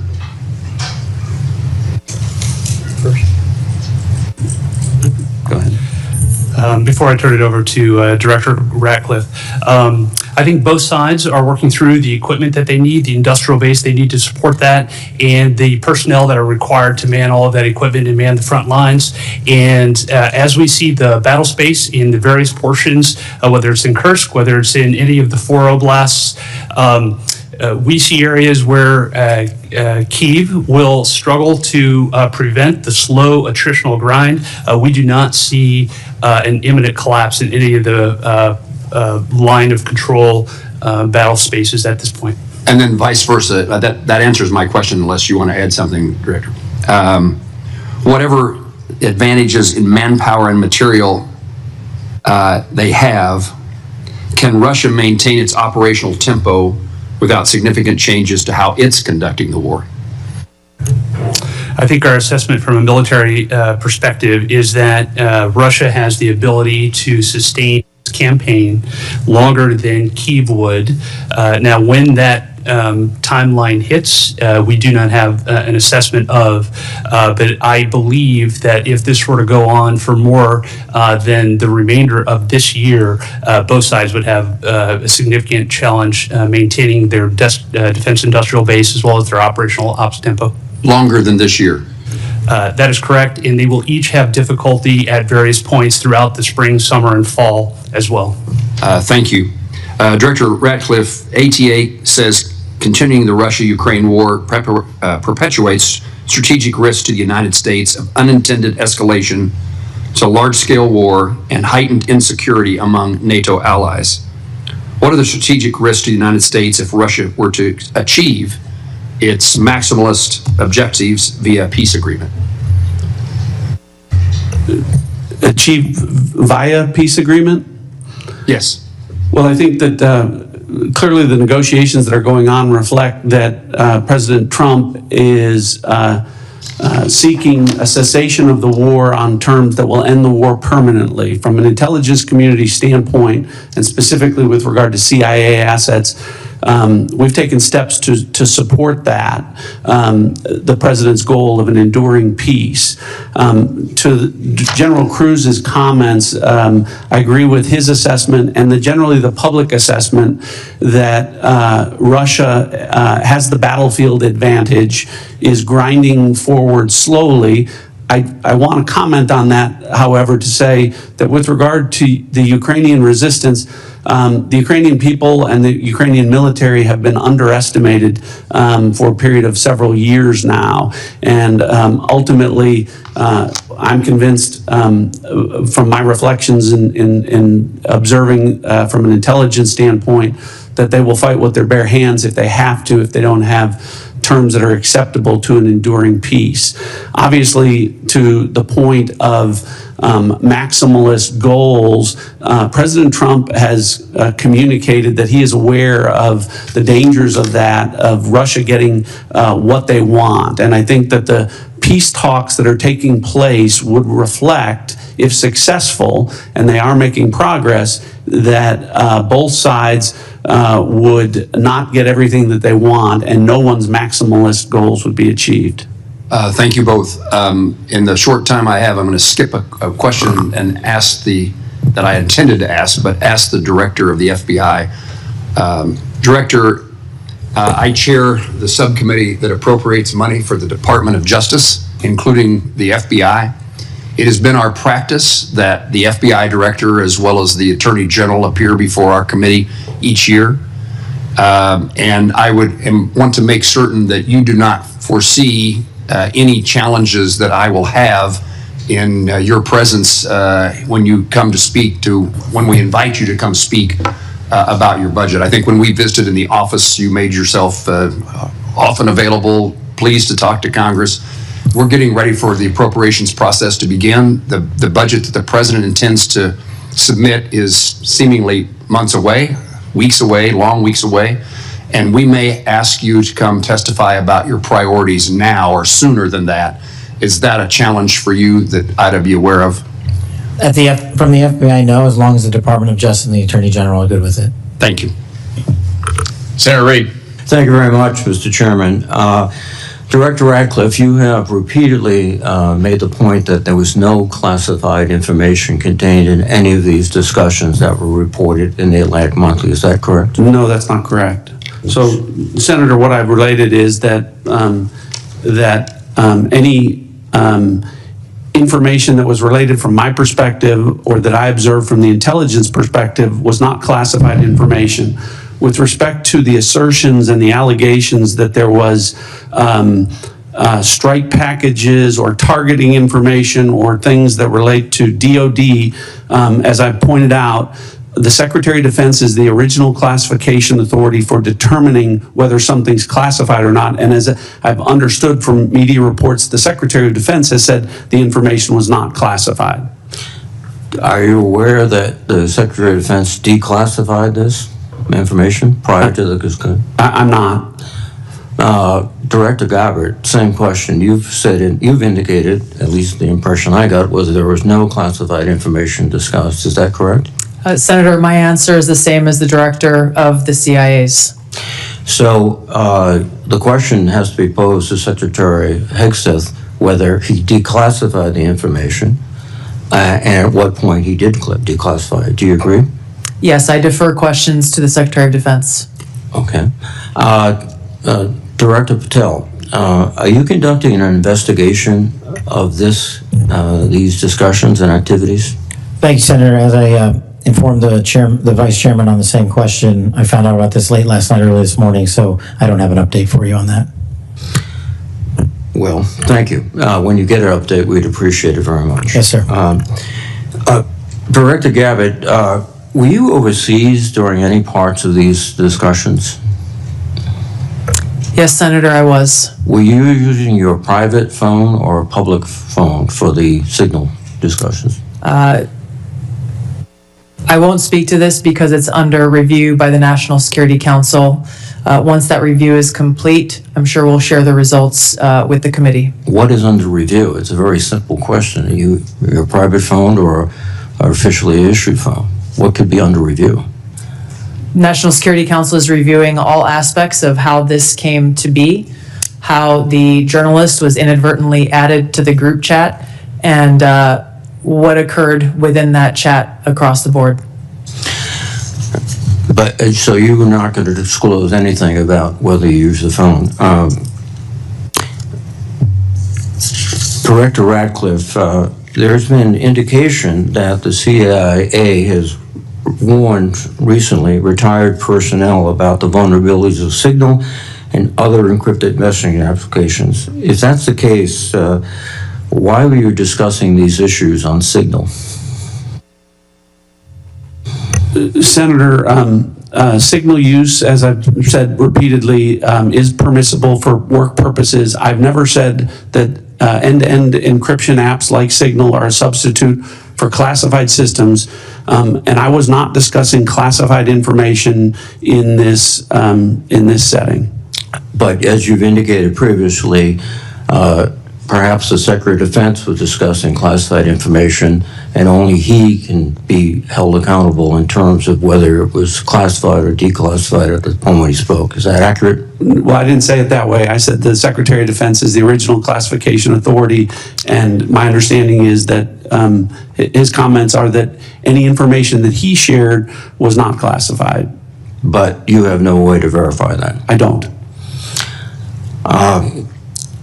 Again, this is a very troubling example and a great lapse in our intelligence and our discussion. One further point, if you are not aware of any classified information on the discussions back and forth, would it be appropriate for the author to release the entire text of what he heard or transcribed? I think the author has released, my understanding, essentially almost all of the information as it's been related to me. I don't know what calculation the author made with regard to what information would be released or not. Well, he but again, I can again confirm that with respect to the communications that were related, as to me, there was no classified information. According to the article, quote, the message contained information that might be interpreted as related to actual and current intelligence operations, and the author did not disclose that information.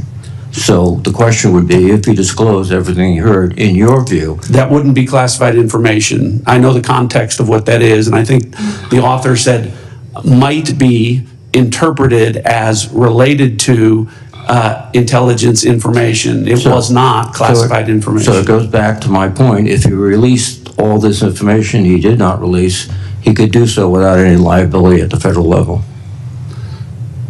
I think you're asking for a legal answer that I'm not able to give you, but.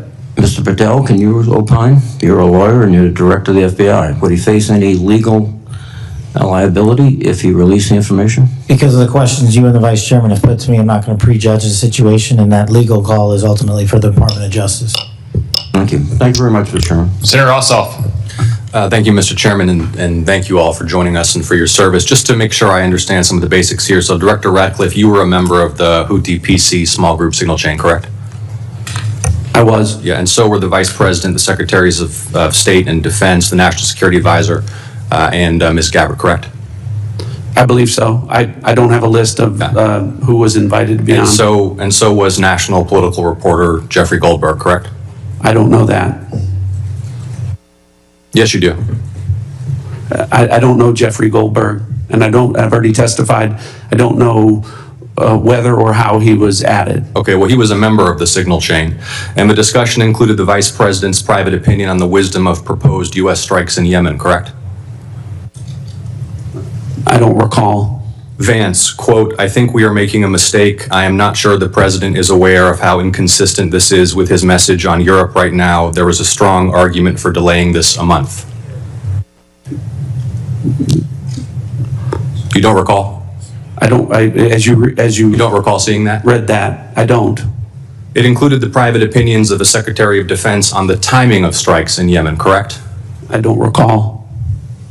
Director Ratcliffe, surely you prepared for this hearing today. You were part of a group of principals, senior echelons of the U.S. government, in now a widely publicized breach of sensitive information. You don't recall whether the Vice President opined on the wisdom of the strikes? That's your testimony today under oath? In that setting, I don't recall. Here's what Secretary Hegseth said, quote, waiting a few weeks or months does not fundamentally change the calculus. Two immediate risks on waiting. One, this leaks and we look indecisive. Two, Israel takes an action first or Gaza ceasefire falls apart and we don't get to start this on our own terms. Your testimony is you don't recall the Secretary of Defense sending that message or reading it? I recall there being an exchange. I don't recall the specifics as you're reading it. Well, let's put it this way, Director Ratcliffe, a discussion by senior U.S. officials on the timing and risks of a proposed military campaign and disagreements between the President and the Vice President about U.S. plans and intentions would be of obvious interest to foreign intelligence services, would it not? Yes. And they were discussing the timing of sending U.S. air crews into enemy airspace where they faced an air defense threat, correct? I'm going to, Senator, defer to the other principles that you're referring to about what the meaning and the context of what they were on. They're talking about the timing of U.S. airstrikes, correct? Yes. Yes, and therefore the timing of sending U.S. air crews into hostile airspace, correct? Yes. And therefore the time period during which enemy air defenses could target U.S. air crews flying in enemy airspace, correct? I don't know that. You do know that. Let me ask this question, General Hawk. You lead America's signals intelligence collection.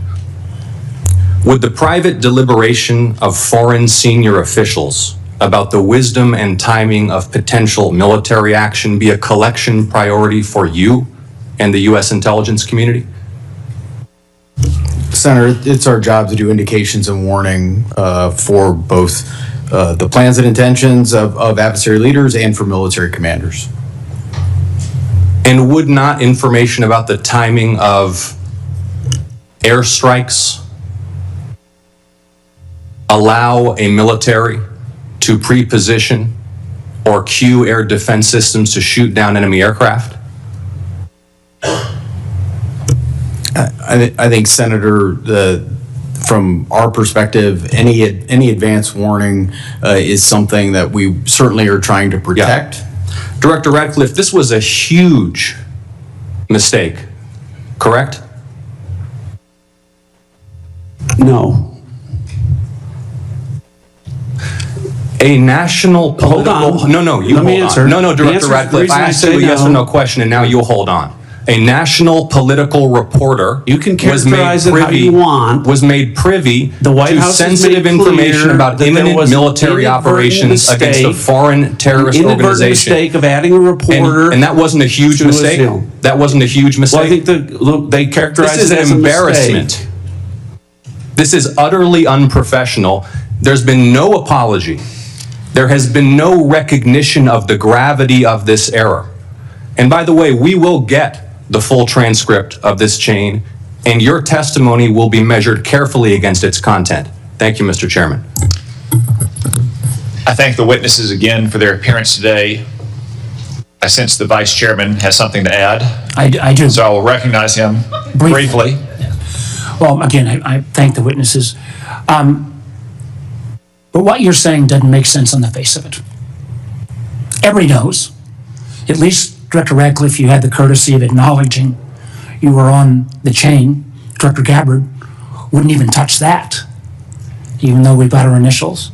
And if you want a comparison, think back to the beginning of the Ukraine war, when the United States, in concert with our then ally, the United Kingdom, declassified a lot of Putin's battle plans that allowed the Ukrainians to push back successfully on the Russian invasion.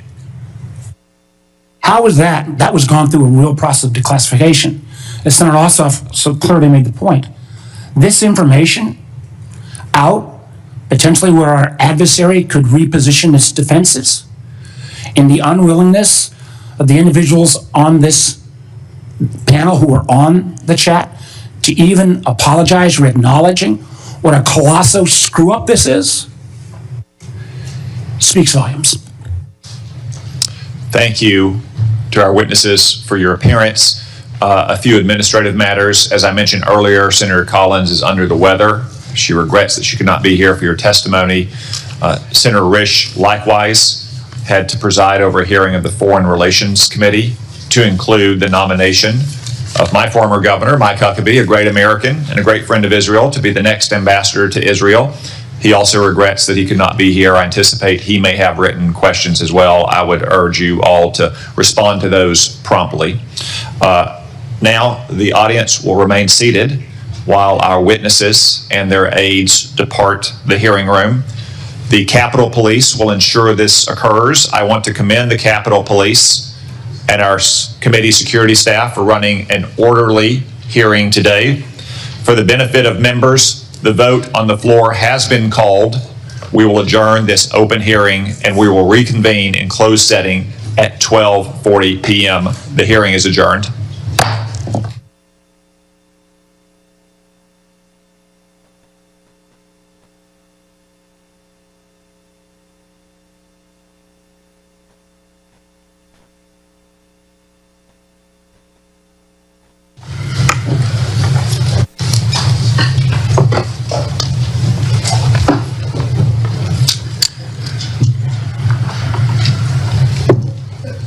Good morning.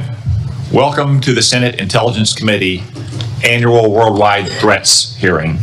I'd like to begin by welcoming our esteemed panel of witnesses, the Director of National Intelligence, Tulsi Gabbard, the CIA Director, John Ratcliffe, the FBI Director, Kash Patel, the Director of the National Security Agency and Commander of U.S. Cyber Command, General Tim Hawk, and the Defense Intelligence Agency Director, Lieutenant General Jeffrey Cruz. Thank you all for your appearance.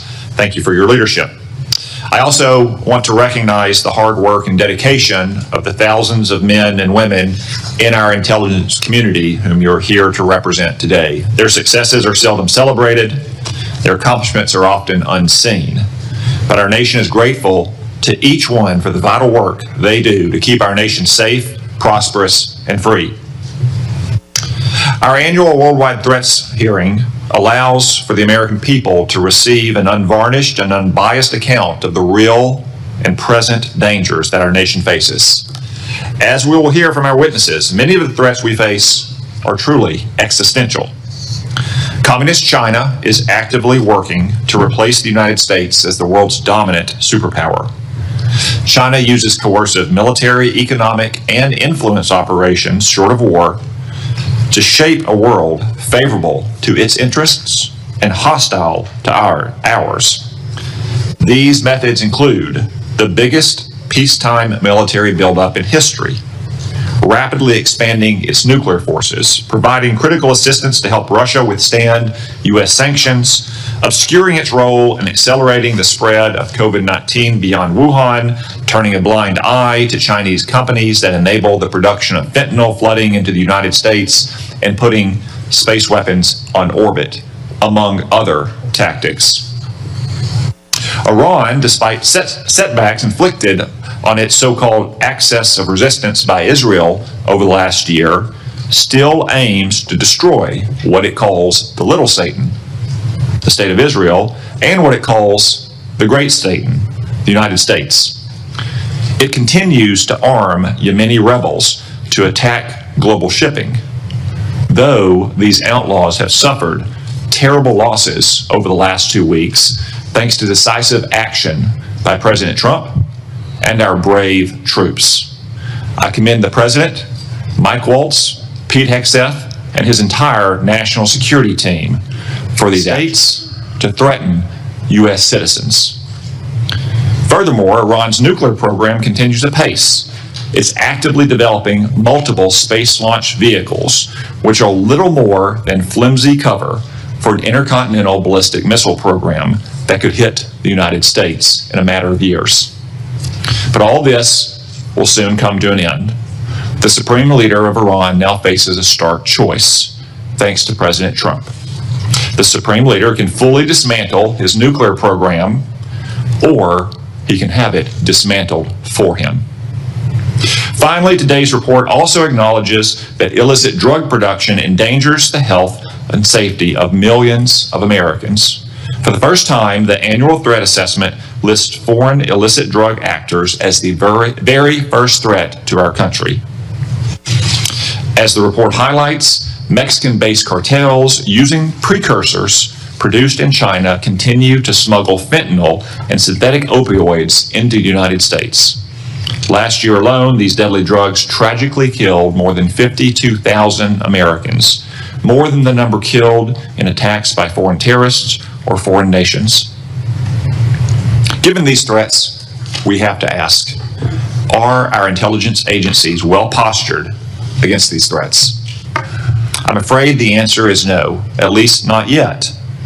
As the world became more dangerous in recent years, our intelligence agencies got more politicized, more bureaucratic, and more focused on promulgating opinions rather than gathering facts. As a result of these misplaced priorities, we've been caught off guard and left in the dark too often.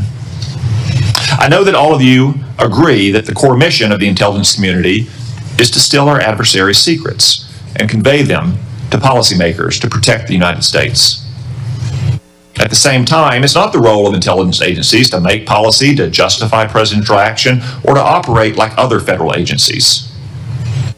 After years of drift, the intelligence community must recommit to its core mission of collecting clandestine intelligence from adversaries whose main objective is to destroy our nation and our way of life. The reason is not that our intelligence community lacks dedicated patriots who show up to work every day to protect the American people. On the contrary, it has an abundance of them. The reasons are a misuse of resources, bureaucratic bloat, a default to play it safe, and a past administration that prioritized social engineering over espionage. Coupled with recent failures, the finding in today's Worldwide Threat Report should be a wake-up call to all of us to get our house in order. The status quo is proving inadequate to provide the President and Congress with the intelligence needed to protect the American people. As more storms gather, America's intelligence capabilities require urgent reform and revitalization. As the chairman of this committee, I look forward to working with each of you to strengthen America's intelligence edge and refocus our intelligence community on its core mission, stealing secrets. The American people deserve nothing less. We've assembled an impressive team to get this done, and I look forward to hearing your comments. Now I recognize the Vice Chairman for opening remarks. Well, thank you, Mr. Chairman, and good morning, everybody. I want to thank all the witnesses for being here. I got to say, I've been on the committee now for 14 years, and this year's assessment is clearly one of the most complicated and challenging in my tenure on the committee. And I want to get into that in a moment, but I want to first of all address the recent story that has broken in the news. Yesterday, we stunningly learned that senior members of this administration, and according to reports, two of our witnesses here today were members of a group chat that discussed highly sensitive and likely classified information that supposedly even included weapons packages, targets, and timing, and included the name of an active CIA agent. Putting aside for a moment that classified information should never be discussed over an unclassified system, it's also just mind-boggling to me that all these senior folks were on this line and nobody bothered to even check Security Hygiene 101. Who are all the names? Who are they? Well, it apparently included a journalist. And no matter how much the Secretary of Defense or others want to disparage him, this journalist had at least the ethics to not report, I think, everything he heard. Question I raise is like, everybody on this committee gets briefed on security protocols. We're told you don't make calls outside of SCIFs of this kind of classified nature. We don't know, and I'm going to ask. Obviously, Director Gabbard is the executive in charge of all, keeping our secrets safe. Were these government devices? Were they personal devices? Have the devices been collected to make sure there's no malware? There's plenty of declassified information that shows that our adversaries, China and Russia, are trying to break in to encrypted systems like Signal.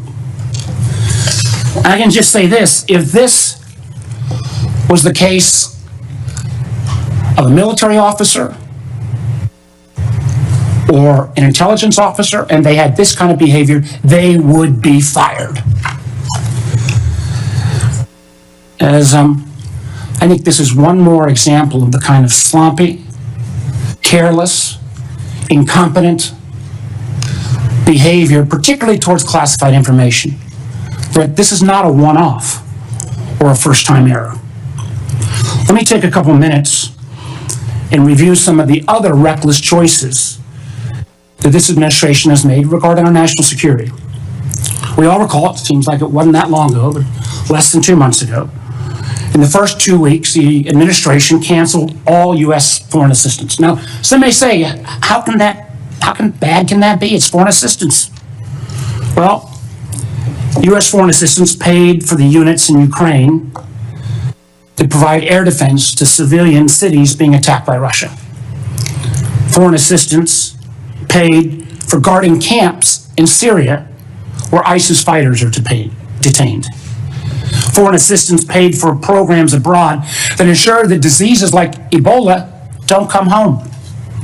And until recently, it paid for the construction of a railway in Africa that would have helped given the United States much needed access to critical minerals in Congo.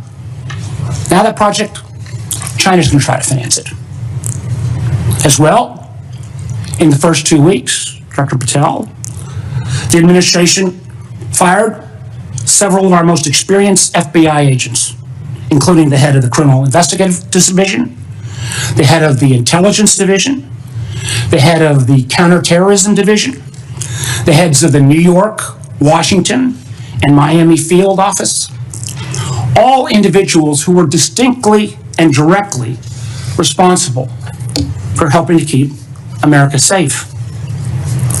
The irony a little bit was the recently dismissed head of the Counterterrorism Division was involved in disrupting the ISIS attacks planned for Oklahoma City and Philadelphia, and helped lead the effort to bring to justice the key planner of the Abbey Gate bombing in Afghanistan that killed 13 U.S. servicemen and 150 civilians. That very Abbey Gate effort was actually praised by the president in his State of the Union address. Yet the administration's response to these agents, I believe, good works and years of service, was to force these folks out. It's hard to imagine how that makes our country safer. Nor can I understand how Americans are made more secure by firing more than 300 staff at the National Nuclear Security Administration, including those responsible for overseeing the security and safety of the nuclear stockpile. Or by ousting 130 employees at FISA, the agency directly responsible for trying to take on China's Salt Typhoon attack. Again, after Salt Typhoon, I would have thought folks on that group chat might have thought twice. Or how we made safer by sacking 1,000 employees at the CDC and NIH who are actually directly working on trying to keep our country safe from disease. Or by pushing out hundreds of intelligence officers.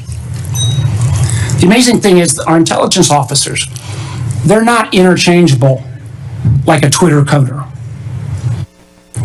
These intelligence officers, our country makes $20,000 to $40,000 of an investment just in getting a security clearance. It literally goes into six figures when you take the training involved. Can anyone tell how firing probationary individuals without any consideration for merit or expertise is an efficient use of taxpayer dollars?